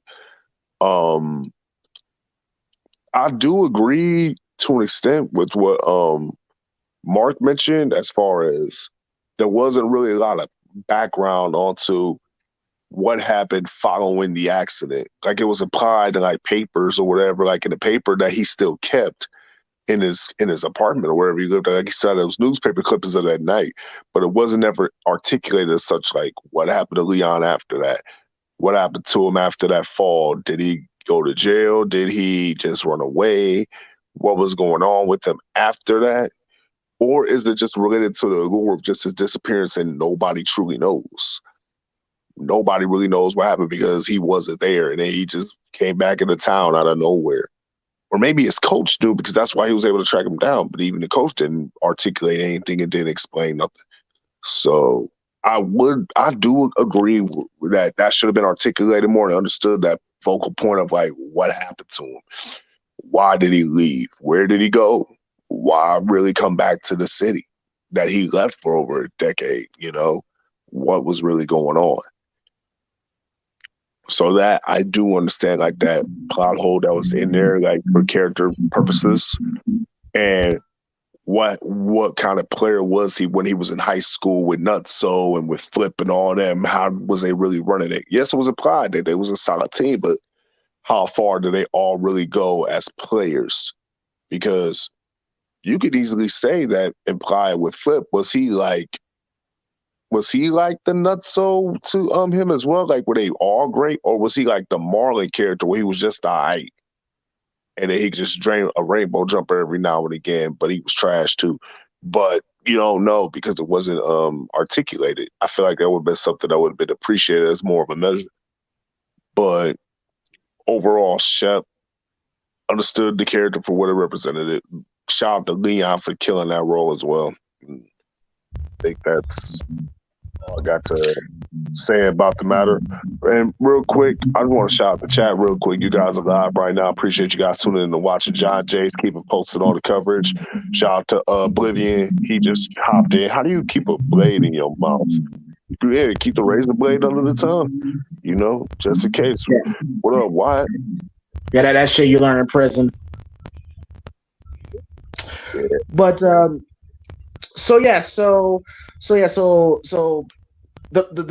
final act of the movie takes place at the shootout tournament, which I believe was in Rucker Park. And when we talked about this is when Kyle, realized he doesn't need Birdie. He doesn't want to be involved with Birdie no more. And then basically it's Team Birdman versus, I think they were called the Bombers, something like that, which is coached by... Yeah, which is code, that's New York Bombers, but they were coached by Kyle's team, and basically the Birdmen out here fucking playing like 1992 New York Knicks, and it's so crazy how basketball is so differently played now. And also, by the way, watch like Patrick Ewing and shit. And by the way, too, watching those high school basketball games just makes you remember how lit the high school basketball games used to be, especially when the team was good. Bro, they used to have back when it was legit sellouts. Bro, basketball games on a Friday night used to be lit, bro. So basically, it's the Bombers versus the Birdmen, and Kyle out here. He's practically not trying to play at his best because of the threat Birdie got over his head. Tupac is great in the role in that particular scene. You know how hype he is. He said, "Oh, this boy ain't got it." You know, he said, "This is a man's game, right? Good no call, ref." You know, and pretty much Wood Harris is out here injuring motherfuckers. Like injuring. He said, "Oh, is he crying? Is he crying? Take his ass to the side, put him with the other bitches. No crying." He was close on them folk, bro. But Wood Harris is so underrated, bro. He was so fucking funny in this role, man. But so Big back body dropping people on the court. Bro, he told that old nigga, he's like, "Hey, old man, you want to get in this game, nigga?" Like,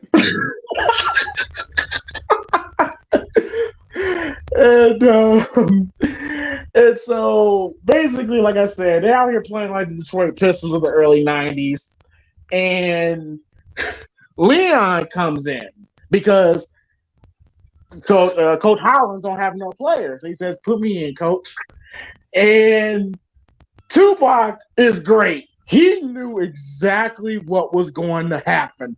He was like, "Whoa, hold up! What is this shit?" You know, he ain't on the team. He ain't in the fucking uniform. Like, oh my god, bro. He is now. As the coach headed him to Jersey, he was like, "Hey, you broke your ankle anyway. Give me your jersey. Shep here. You got jersey now." It was so great because Tupac knew. He knew, right? And then Sean Shepard comes in corduroys and in a long sleeve sweatshirt. James, wait! Don't forget them old hard bottoms. The hard bottoms, bro. He didn't stretch. He didn't warm up. The man walked in, bro. I mean, it took him a second to kind of, get used to it because probably the first time he played organized ball in a while. No. That was street ball, not organized ball. He was getting elbows and that was street ball. That ain't organized ball. Hey, boy, he straight up got back body drop though. That shit was wild, bro. Can we talk about how before Leon showed up, bro? He was driving or he was getting chaperoned, and these niggas. They stop while these two random people playing ball. He just rolled down the window like a mob boss and just watching them play ball, bro. But also got credit to, and I only gotta say this, probably the unsung heroes. So at the very end, we'll give our best, who was the MVP of the movie. Unsung hero goes to Kyle's mom, by the way. Not because I find her she's fine, but I thought she was very important in the development of Leon's character. But where he actually goes to Kyle's mom and talks to him about, because they had a situation where Kyle was screaming, "Stay away from my mom's," and then she's like. You talking about the end of the one game where he completely blew up in the locker room? Yeah, and then Kyle's mom slapped the fire out of him. I felt that shit. Oh yeah, that was loud. And then Leon was gonna go in there, and he actually was going to. He said he was gonna explain to Kyle what's wrong with him. He was gonna explain to her, what's up with him. And she's like, "You're a runner. Look, my priority is my son, and you walked out on my son, and I don't need that in my life right now." And I think that's what kind of started Leon's metamorphosis. I can't run. I can't do this. And credit to the coach, who may be another MVP of the film. He put his name on the list before the All-American Kyle Watson. Crazy. That's how nice Shep was. But Shep plays street ball back, and the nigga literally drops 30 in 10 minutes on the Birdman. Shoot nothing but jumpers. Oh no, he got that every time. He got that one finger roll though, towards the end of the game. The He finger roll. finger roll. The finger roll, jumpers. He even drove to the hoop, and smashed it down, bro. He fucking took over the game in corduroys and hard bottoms, bro, and in a sweatshirt, bro, long sleeve. And it's like, yo, imagine this nigga. That just gives you an idea about how dominant Shep was in his prime. And all Kyle had to do was just passing the ball. And it's like, it was kind of like watching. Shit, it's kind of like, because this news drop, it's kind of like what we're probably going to see with Luka and Kyrie. Like it was kind of like on that type of shit. It's like imagine watching LeBron and MJ on the same team. It was like on that type of level. And yeah, you see how Pac was talk about how Pac was going off on the side. I said Shep went on that. But I think shout out to the director, he did this on purpose. Every time Shepard scored a ball, it just zoomed, just cut back to Tupac and saw his reaction. And he's getting madder and madder every time Shepard scored, man. Look, if you don't see the movie for anything, Tupac's performance in the last 20 minutes of this film. Oh my God. Is fucking amazing. When he's raging like on the court, bro, I was looped, bro. I could not control myself, bro. I was in tears. Like he was raging out so much. Fuck! He was losing his shit. Because he knew, bro. He knew, oh shit, we're fucked. Like, hey, Malta, fuck that nigga up, man. Fuck that nigga. Don't lose that fucking ball. Don't lose this shit. That nigga lost the ball, bro. Like every time Leon was set up and just drained that bitch from downtown, bro. You just see Birdie on the sideline, man. Like kicking shit, bro. Oh my God, that was great. Oh, and credit to Coach Hollins, because when Leon got his get back, I think he kicked Motown in the nuts as well. And Tupac was like, what was that? Hey, let's call the game. And then Hollins was like, hey, good no call. It's a man's game, right? Yeah, I was like, that was good. Good. Way to circle that back around. And so Shepard, can you just imagine 20 years ago, if we were still in New York, if this was a real story, like, yo, remember that nigga Shepard man showed up in corduroys and scored 30 in like 10 minutes. And so and Shepard gets the game winning steal. Get picked up for every game. I said that. He ain't never said this shit. Hell no, he ain't sitting down.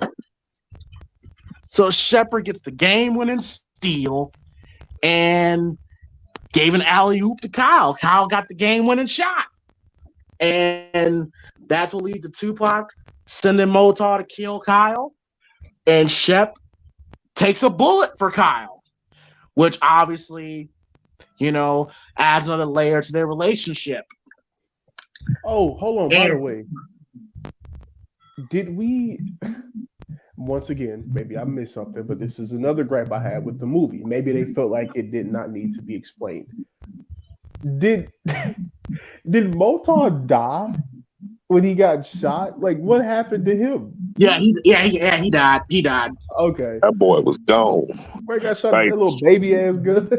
Nah, bro, he got shot. He took 2 shots. The cop ran up and checked his pulse, and he said he was gone. And when they brought the ambulance out, I think it was him on the gurney. They already had the white sheet over him. If you on the white sheet, bro, you dead, bro. Oh, see, I didn't see that part. I just saw them like showing Shepard or Shep on the ground and everybody around him. I didn't see that. So so then that happens, and then Marlon, kills Tupac, which, by the way, it's kind of hard. It's kind of uncomfortable to watch. Tupac getting shot. But that music going in the background was perfect. Yeah. He went out to his old song. And Tupac made that shit look so dramatic, too. He sold that shit so well. He looked down in his chest. That was the last thing, man. That was the last thing he seen. He just slumped. Who knows what happened? Who knows what happened to Marlon's character after that? Maybe he got killed right after he did that because you just killed Birdie. But yeah, a part of me likes to think that some people that was in that scene didn't really know they were filming a scene, and a part of me likes to think that, oh shit, Marlon just shot Tupac, get that nigga. What the fuck, nigga? Like, I mean, that was the perfect ending for him. That was the perfect ending for Marlon's character, though. Oh yeah, he was building up, bro. And look at that lead up. What happened? Like, just see Marlon walk into the club. He had his eyes on Birdie. Dude was smirking, like he already knew what he was finna do. Cock that gun, stop, and then held that gun. He had the killer eyes, yeah. He had the killer eyes, that smirk, and he held his gun up. And he didn't even hold it up traditionally. He held that bitch sideways and shot him. Break yourself, fool. But you know what? This is the one thing that I'll give the movie. This is what I'm talking about when it comes to Marlon's character.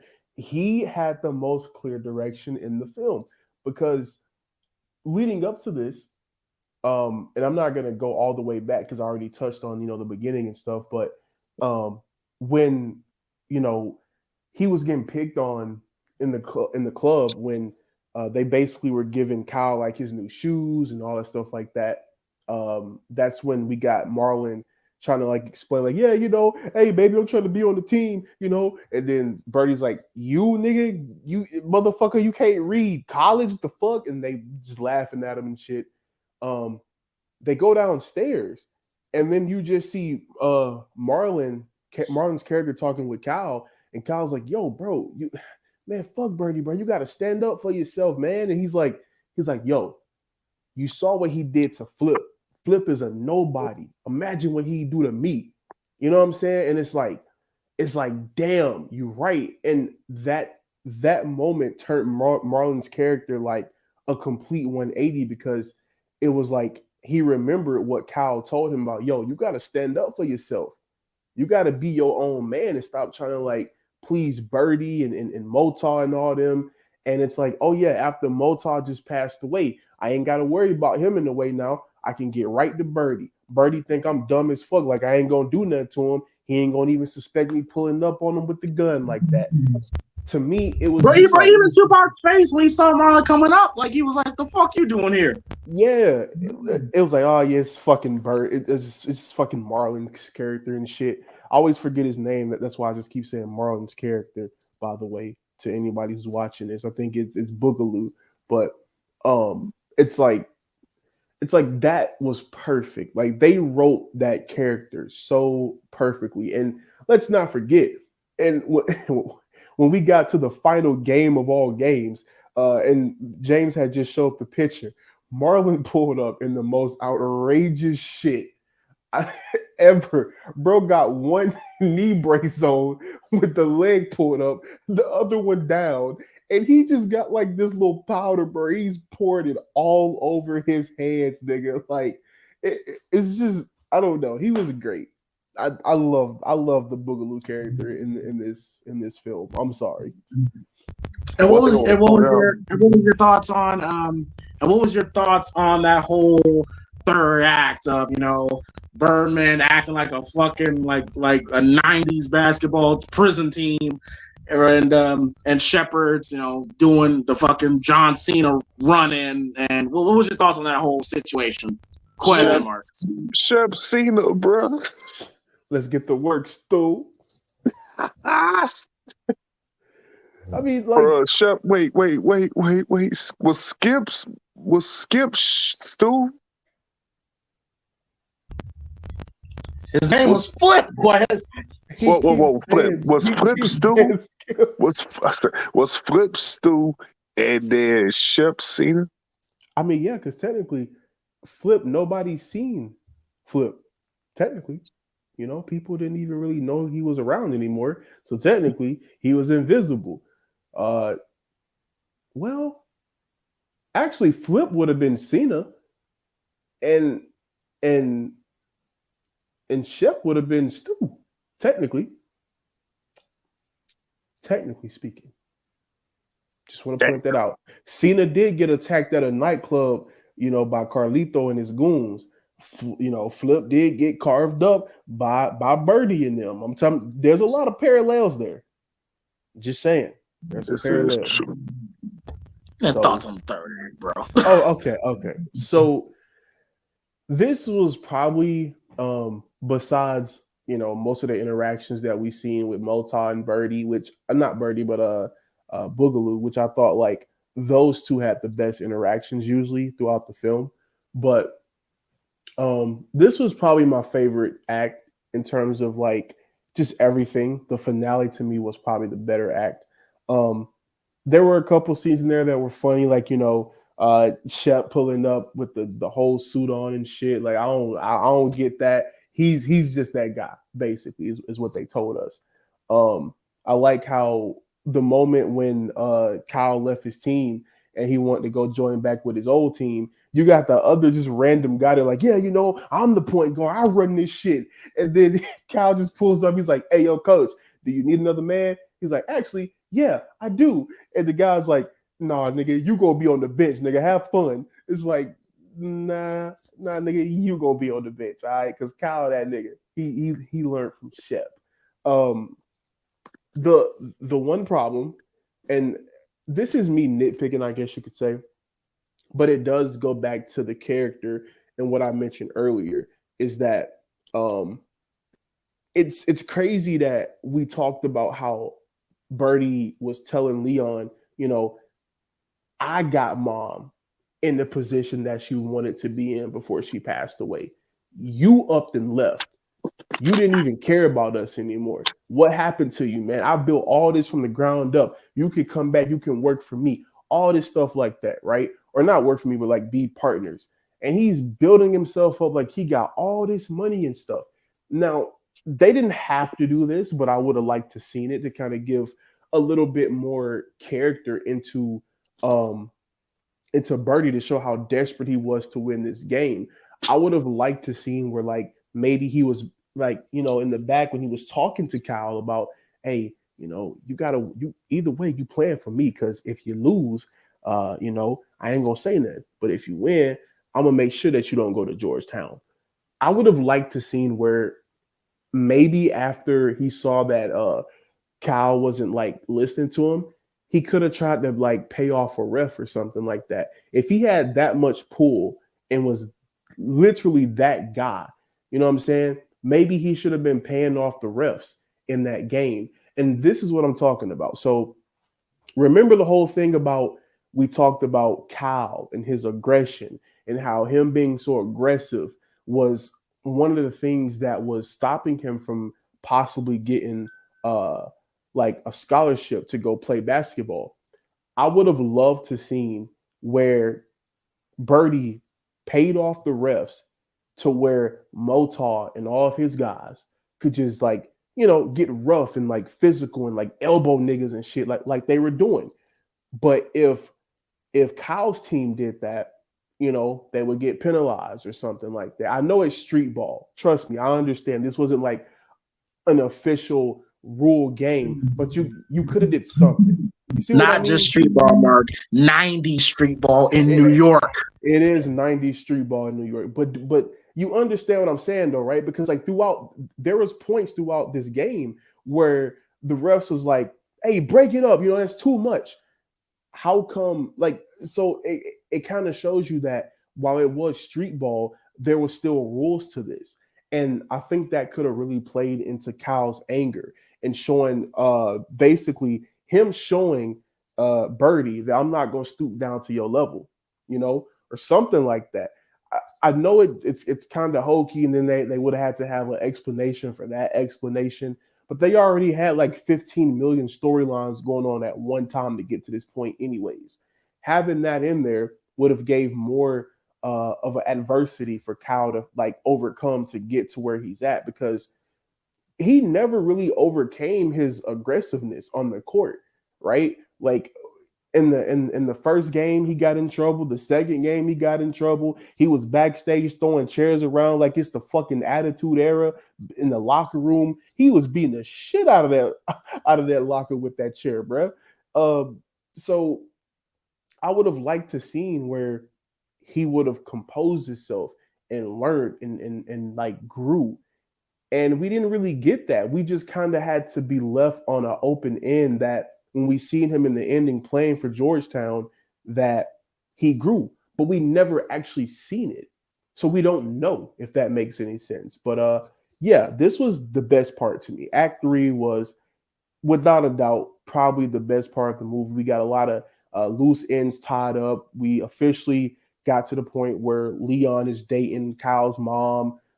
So everything is good there. Because at first I was kind of tripping. I'm like, oh shit, is Leon dead? Because he was on the ground, big ass hole in his chest and shit. I'm thinking he's dead, but he wasn't. So that was great. Even though I didn't care for the character, I didn't, think he should have died in the film. So kudos to that he didn't. So yeah, I mean, great ending. Quez, your thoughts on the ending? I think the ending accelerated everybody's characters' performances up a notch. Shep's, Kyle's, Pac's, Marlon's, on them, because it was that built up crescendo to everything closing out in the movie to where Shep finally and I want to point out the scene prior to the final game where Kyle and Shep met up and Kyle basically confided in Shep, saying like he needs his help and like he needs him and he needs his help and everything. And he was He just owes screaming, me. He owes me. Like he was screaming up to the heavens, like, he owes me. Are we even? He said he owes me nothing, so are we even? As like that final solace to clear him from that, to clear him from his demons, from his guilt, from that whole thing that happened earlier in the movie where he lost Nutso. And now he feels like he finally made things right with his past with Nutso to where he can finally let it go and then keep it pushing He it says, and then move you on. don't owe me nothing. You just owe it. You just owe it to yourself and the people that got you here. Exactly. Hey, real quick, I hate to throw this in here while Quez getting his thoughts off, but unfortunately, y'all, I have to go. I have a flight I have to catch. Hopefully everything goes good with that because flights can be crazy sometimes. But y'all have a good one. Thank y'all, James, Quez, for having me on tonight's Above the Rim review. I appreciate that, and I'll see everybody. Hopefully, oh yeah, for sure, man. Hopefully, I see everybody tomorrow night for the Raw Live commentary. Safe travels, bro. Appreciate you. Like I was saying, Leon was Shep was clearing his demons out just in time for the game. And that's what started this whole transformation with everybody's characters. And Kyle solidified not playing for Pac. And that's when that threat was made. But, Shep came in to play Superman to help bail Kyle out and the team to help make sure that the Pac's team didn't win.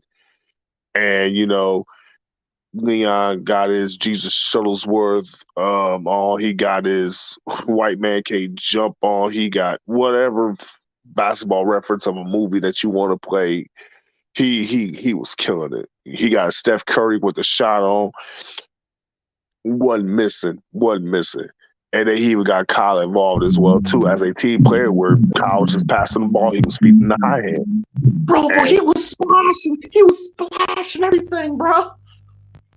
Money shot, bro, killing them, open jumpers, and you see Pac credit to him on the sideline over here just cussing up a storm, kicking, throwing a tantrum and all that because all he knew Shep had it in him the whole time and he was killing.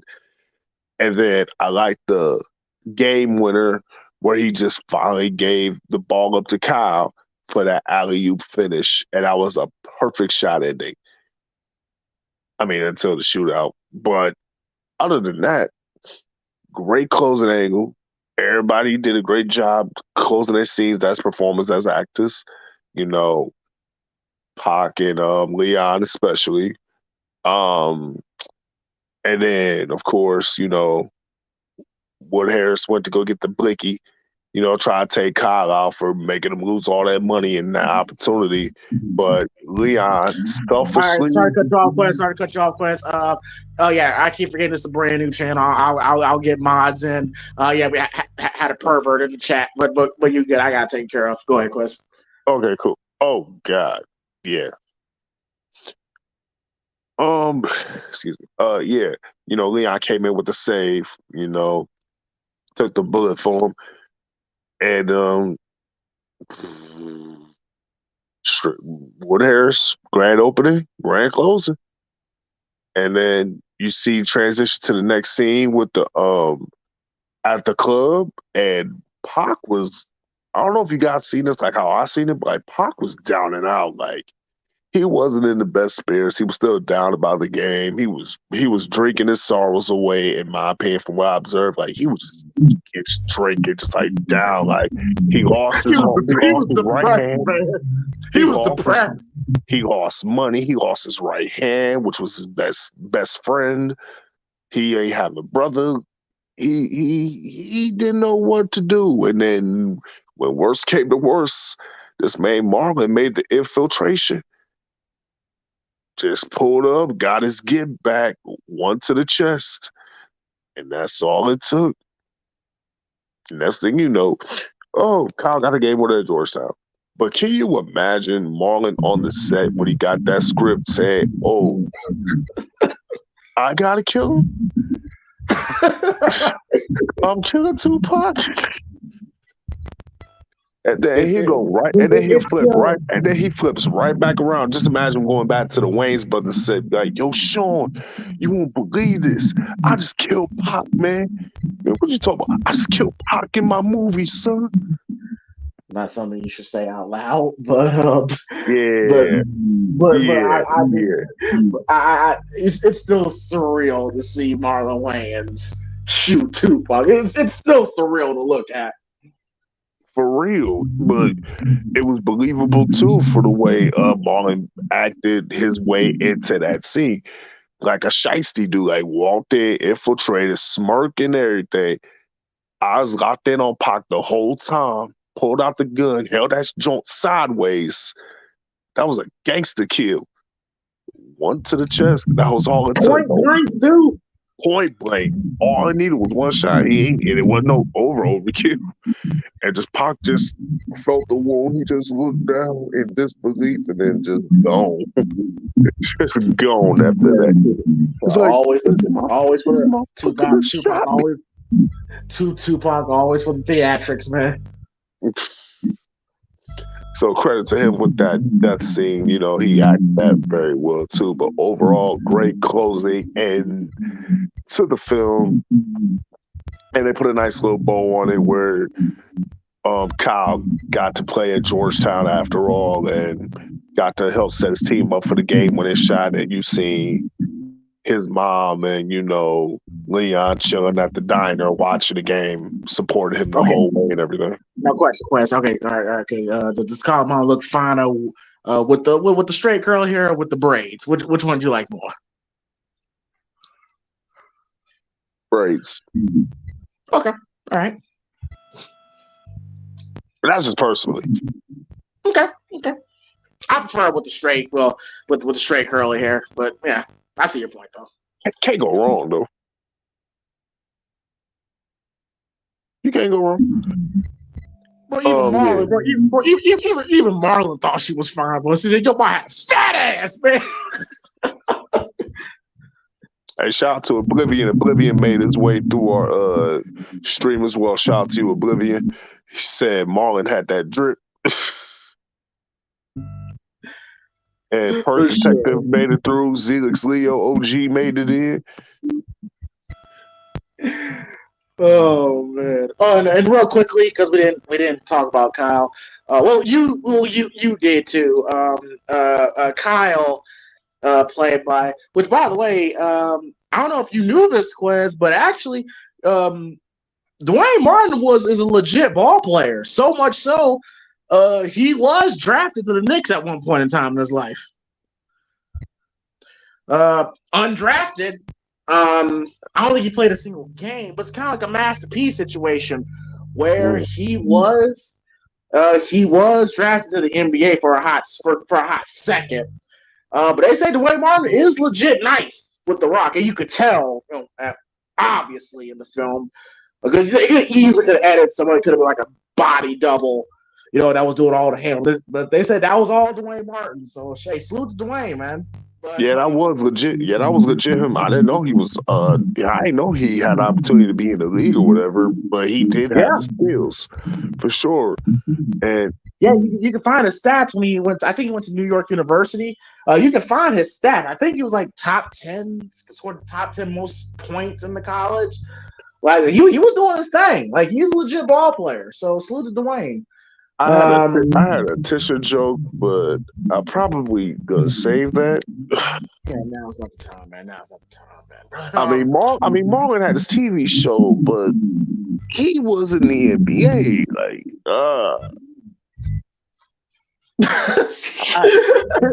Tisha was like, Marlon. No, never mind. And I will say I do really enjoy this ending as well, because you see, Kyle made it Georgetown.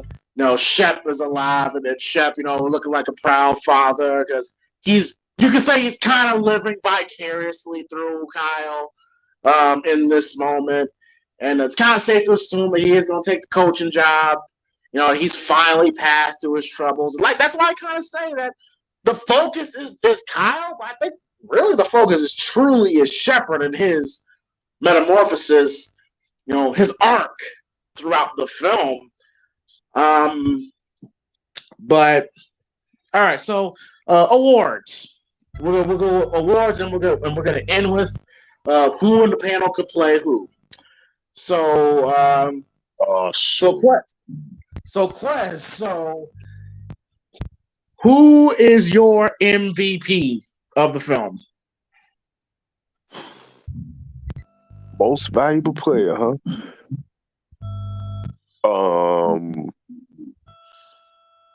Might have to give it to Leon. Okay, I like it. With his credibility and his skills as an actor, not everybody could play that role of. No. I mean, not like performance-wise. I'm talking about in the context of the story. Oh, like that.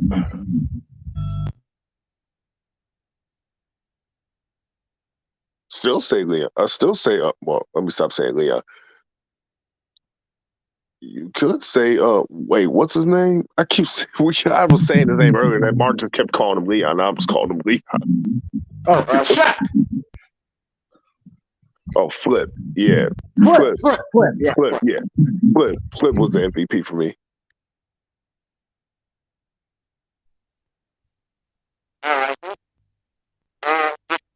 Mike.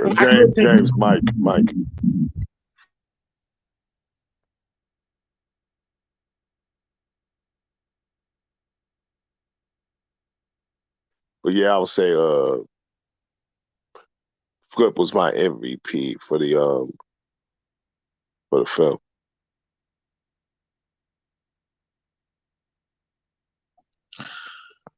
Okay. All right. I like it. I could take the easy one and say Tupac, but I'm gonna take a little left turn on here. I'm gonna say Coach Hollins. Because who mentored Shep and Kyle?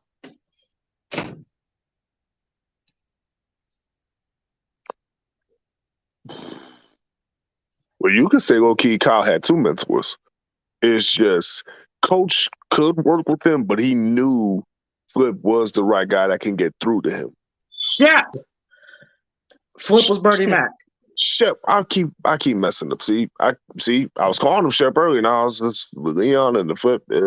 Shep, he knew Shep was the right guy for him to piece those two together. Yeah. I kind of have to give. And also, Coach House was the one that was smart enough to put Shep on the list. You know, that changed everything. Because if Shep wasn't on the Made the team, list, Shep. yeah, he made the list. Because if Shep was not there, he's not on that list. Who knows what would have happened if Birdie's team won? You know what I'm saying? So I'll have to give it to Coach Hollins. I call him Bernie Hollins. Coach Hollins. Birdie was the MVP. Okay, who can you say was your not the MVP, but the unsung hero of of um of the film? Now, Like the see, second best player on the team. okay, now this is where I would give it to Coach Hollins for him being the unsung hero for everything that you just mentioned. You know, bringing Shepard back to the city and back to the high school to work with Kyle and the team and everything. Putting Shep's name on the list to play in the summertime shootout tournament, and to keep sticking with both men to help make sure that they stay on a path to make sure that they can get where they need to be and improve their growth throughout the duration of the movie, you know, and help preach to both of them how they needed to be accountable. So that's my second, whatever. What did you say what the award was, like unsung hero or whatever? That's what I say. Yep. Yeah, that's who I would say that would be the coach, because it's very, like, a lot of people don't consider like how his role is very appreciated, like it's underappreciated. It's so very underappreciated, his role. So, yep. Yeah, so that's how I feel like that would be more appropriate with him. For me, it's Malika, Kyle's mom. For me, because I kind of find it interesting that Quez Marq says what he said about Marlon, but really, you guys said probably the best written character was really Kyle's mom, because she was the motivation for Kyle. Because let's be real, Kyle at heart was a good kid. You know, all he just wanted was the hoop. What was his motivation? Play basketball at Georgetown. What he say his mom, I want to make it so you don't have to work so hard. So he had good intentions. It's just that he was just an asshole on the court, which happens. I'm pretty sure, Quez, you've seen him. I've seen him. When dudes get so competitive, you know, they forget their teammates and all that stuff. I mean, Kyle wasn't really a bad person, you know. It's just, you know, he had a splash of good boy in him. It would have been one thing, even in the club with Birdie, when he was like, "Oh man, I can't take your money" and all that stuff. So he was a good dude. He just had a cockiness about him. Can you agree with that, Quez? No, of course. And like I said back in the early parts of the conversation, when he'd be on the court, Marq made a point, like, he didn't like passing the ball. He was just ball handling and taking every shots because he was the best person on the team. And when you're taking on that role, you are going to feel kind of an arrogance because you feel like can't nobody touch you, can't nobody get what you on the court. And a lot of times they couldn't, because he had the handles. He almost had the shot. He just was steps ahead of like a lot of other people. So you're going to build that arrogance with you. And that's just, and a lot of the time it's just, you're not doing it on purpose. It's just naturally. Like, you met nobody really around you that's your competition. Because, and especially it wasn't Marlon. Nobody was his competition until he played that one team in the movie where he got kicked out. In the movie, that one part where he got kicked out in the middle of the movie where he was thrown out the game. And he was just a loose cannon after that because he couldn't regulate his emotions. I see what you did there. I see what you did there. I did? What did I do? Regulate. Nothing gets past you, huh, James? Hey, bro. But it's that. I think that was the perfect song to end the movie with. Perfect song to end the movie with. Yeah. So smooth. And so I still can't get that. But that's how Jackie said. Went to the park one day, then I saw her face. She's looking catty to me. And then I take her home and tap that ass, I'm gone. I'm just a dog, don't play me. God, I miss Nate Dogg so much, man. But God, I miss Nate Dogg, bruh.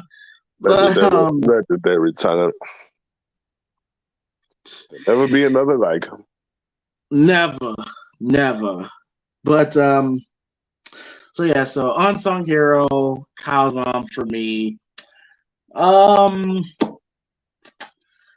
Do you have a favorite scene? And who's your least valuable player on the movie? My least valuable player.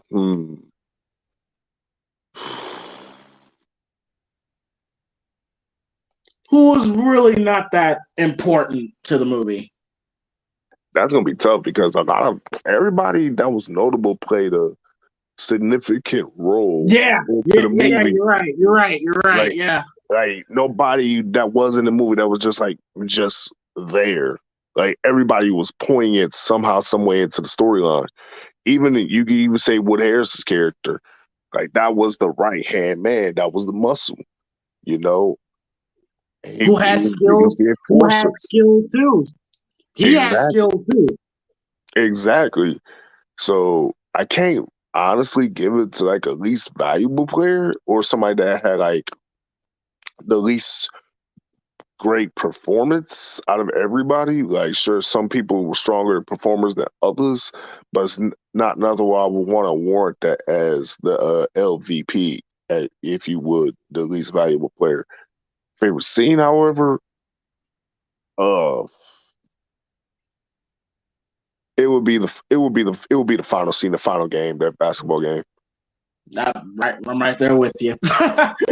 That's where everything came. That's when everything came ahead to the final. The big game where it was all leading up to, and it sold well. It did well performance wise. The story was told great. You could say Shepard came in number 30, like he was the number 30 entrant in the Rumble, like the surprise entry, and then he was able to come into the game. Came in like Cody Rhodes. No, because Shepard's black. Cody black too. What are you, MG now? African American Nightmare. Jesus Christ. He was the number 30 entry. He just came in and he just started wrecking shop and then eliminated everybody. Like motherfucking Kane in 2001, most eliminations.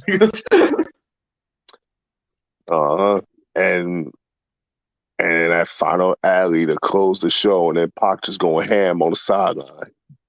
Like that whole game, not counting the ending with the shooting, but just the lead up to the game, the whole game, and then the finish. That's like my favorite scene. Cool. And all right, and where would you rate this movie out of 10?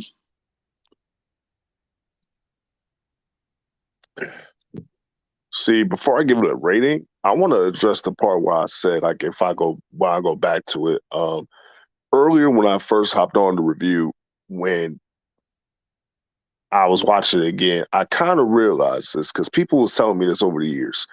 They enjoyed Above the Rim like that, like good, like back in the day, and even like coming up as kids and teenagers. But like watching this movie back now, they say it didn't age well. And the reason they say it didn't age well is because some of the story, the mechanics behind it, and the whole thing being around like basketball and street ball tournaments like that, they said it was dated. You don't see that a lot anymore, especially in certain cities. Like even in my city where we used to do it, like when I was younger, like those type of tournaments, there was always shootouts. Like gangs and other shenanigans went on where people shoot up the tournaments to where they don't happen like that anymore because it got too violent in the streets. You don't see that all like that. You don't see the camaraderie like that. You don't see like outside basketball tournaments. You don't see a lot of engagement where guys get sucked into the gang and the dealing lifestyle and pull themselves back out of it. You don't see a lot of that these days. It's a story that's not told a lot or seen a lot in real life. That's what people were saying, like it seems dated. And I can agree to that to an extent where it took a little bit of the enjoyment that I initially had and then it just put it more into a perspective. Because originally this was like an 8 out of 10 movie for me. But watching this back again now, I would say it's like a 6.5 to a 7. Like, it's still a good movie, don't get me wrong. But right in the class of like hood movies or the black movies that came out in like the like all through the late 80s and 90s, this is definitely not top 5 in my personal catalog. And it is barely top 10. Like, it may lock in at number 8 or number 9. Because there was other films that came out in that whole time frame between the mid-late 80s and 90s that I would rank higher than Above the Rim. Personally, granted, you had Tupac in it. Granted, you had Leon in it. The emergent Duane Martin as an actor. You had Marlon Wayans in it. Like, it was stacked at the time. But like I said, I feel like, especially at that time, there were movies that were better written, better stories that done the job better than what Above the Rim did, and they aged better over these past 2-3 decades. That's how I feel personally. Like, I would watch Minister Society 10 times out of 10 more over than I would watch Above the Rim. Same thing with Juice. 2 of them were both Pac movies, but I would watch Juice 10 times out of 10 more than I would watch Above the Rim. Same thing with Boys in the Hood. Okay. Hell, I would even go back and watch Dead Presidents over Above the Rim. Like, if they was both on TV, now I had to pick one that came on, I would have to watch one. I would pick Dead Presidents. But again, this isn't representing it's a bad movie.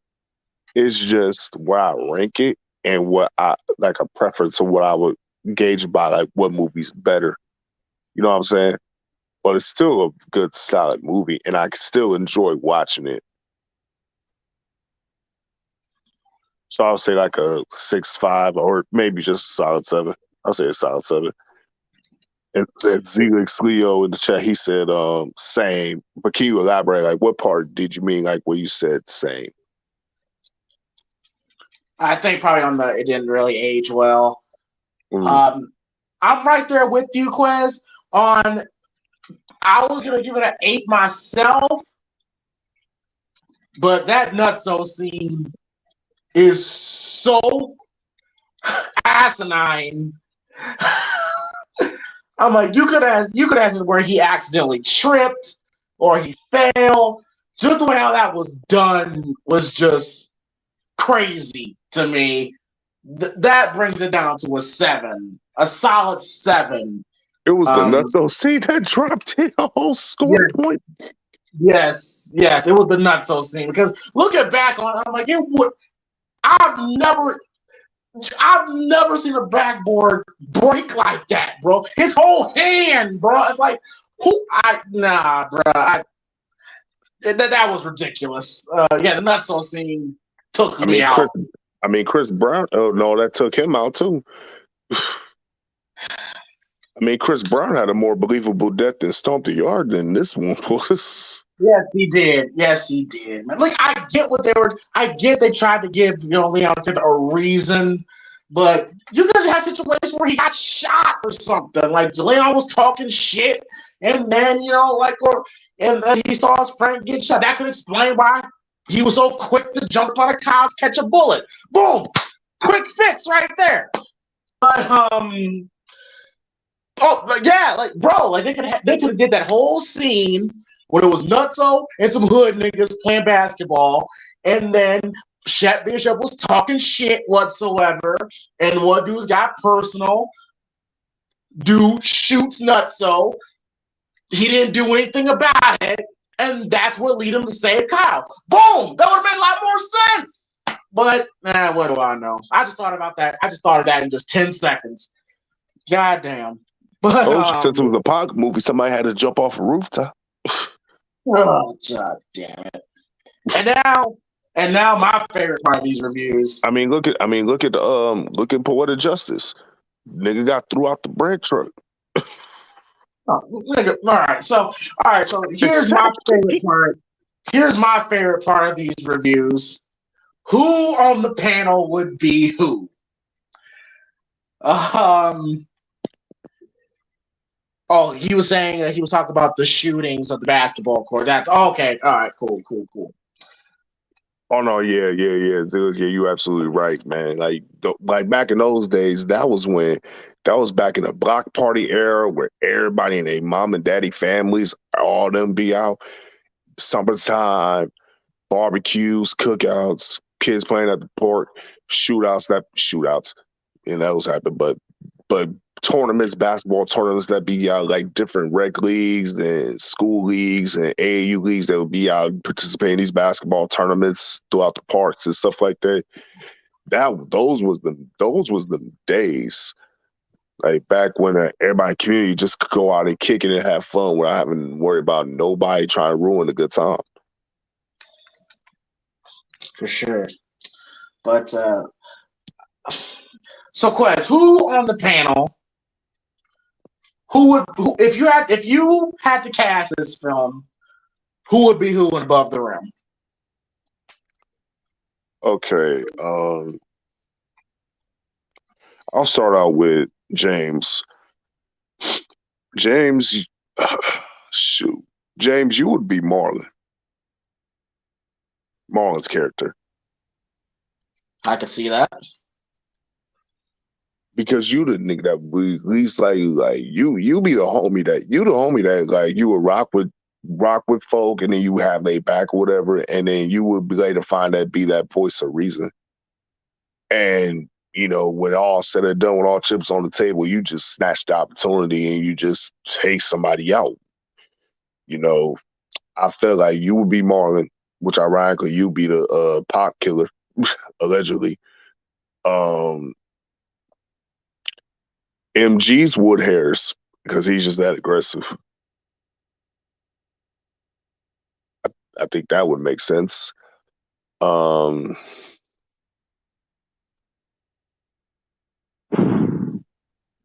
would be Pac though? Pull over for what? Pull over. Exactly. MG would be that kind of nigga to pull over. Marq is Kyle.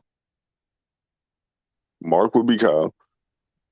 Yeah, I can see Marcus Kyle. Yeah.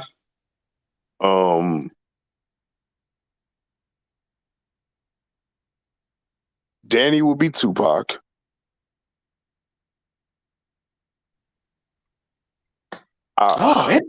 That's interesting. That's interesting.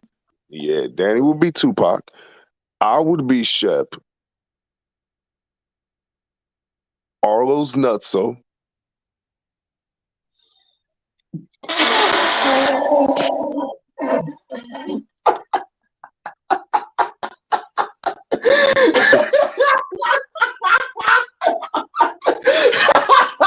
I'm sorry.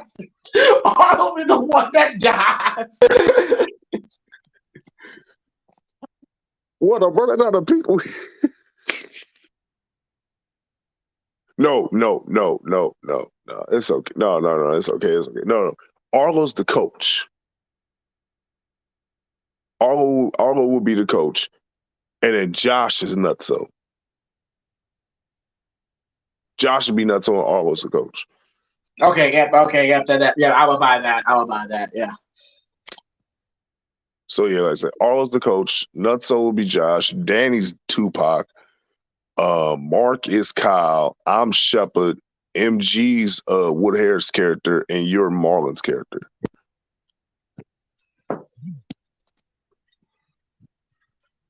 You know what, Quez? I think that would be very accurate. There's really nobody I would change out of that. Marq would be, good dude at heart, can be arrogant as hell when he's actually playing basketball. I could see that. MG But being Woodhead. Mark's arrogant rich, so Mm-hmm. just casually threw out. I got a flag to catch. And then MG would be the aggressive though. I'm a soldier that be low key be hating on Marq. Yeah. Quez, just the thought of you, Quez, just playing basketball without a ball by yourself, talking to yourself. He owes me. Would be funny. This would be a funny sight to see. I'm just gonna go ahead and say that's gonna be a random saying we're gonna say. You know how people we have our inside jokes, but I just on the commentary I'm gonna slide it. He owes me at some point.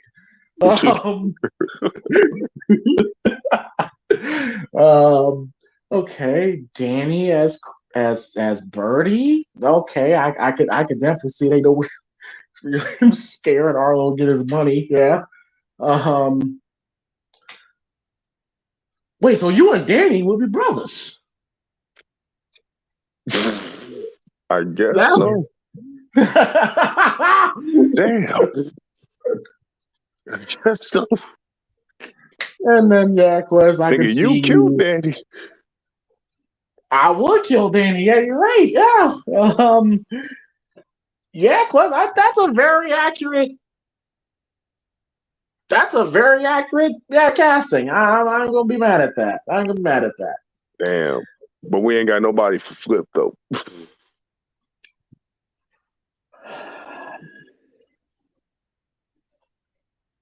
Damn, right, who would be the crackhead? You know what? Bernie Mac. We'll just leave you know Bernie what? Mac. John Jay will be Flip, bro. John Jay is Flip. Okay, Yep. cool. Congratulations, John Jay. You get killed by Danny, bro. But you will have the most disrespectful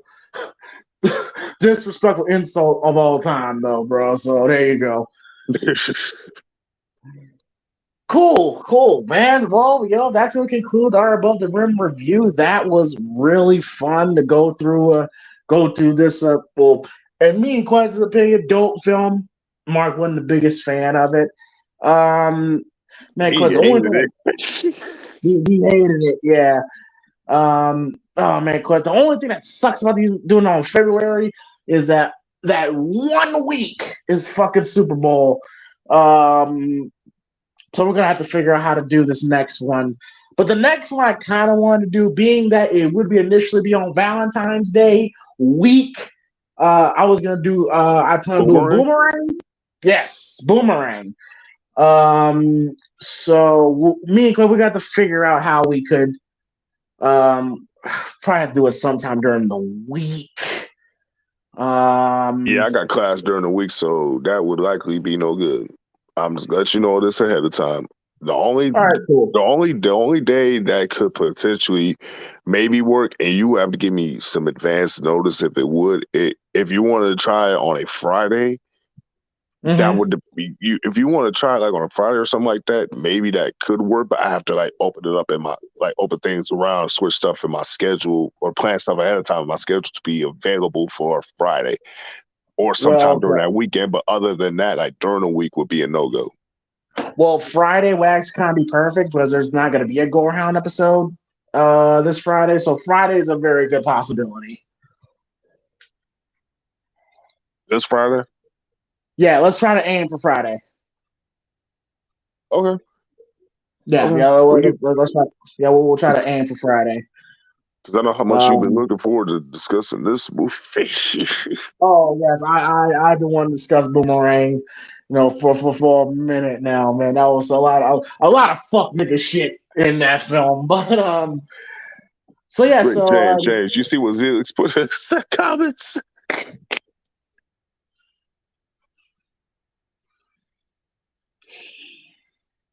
No comment. Bus rider to a bum. Yeah, there you go. But bus driver to a bum. So there you go. Yeah, tell Crits I said it. What the fuck you gonna do? But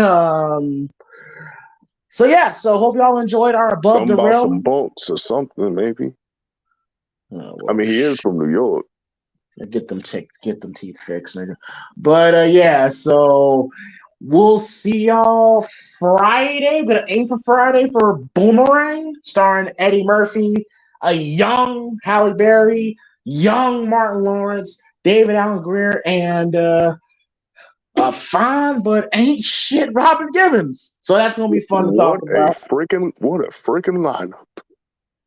Great lineup, great cast.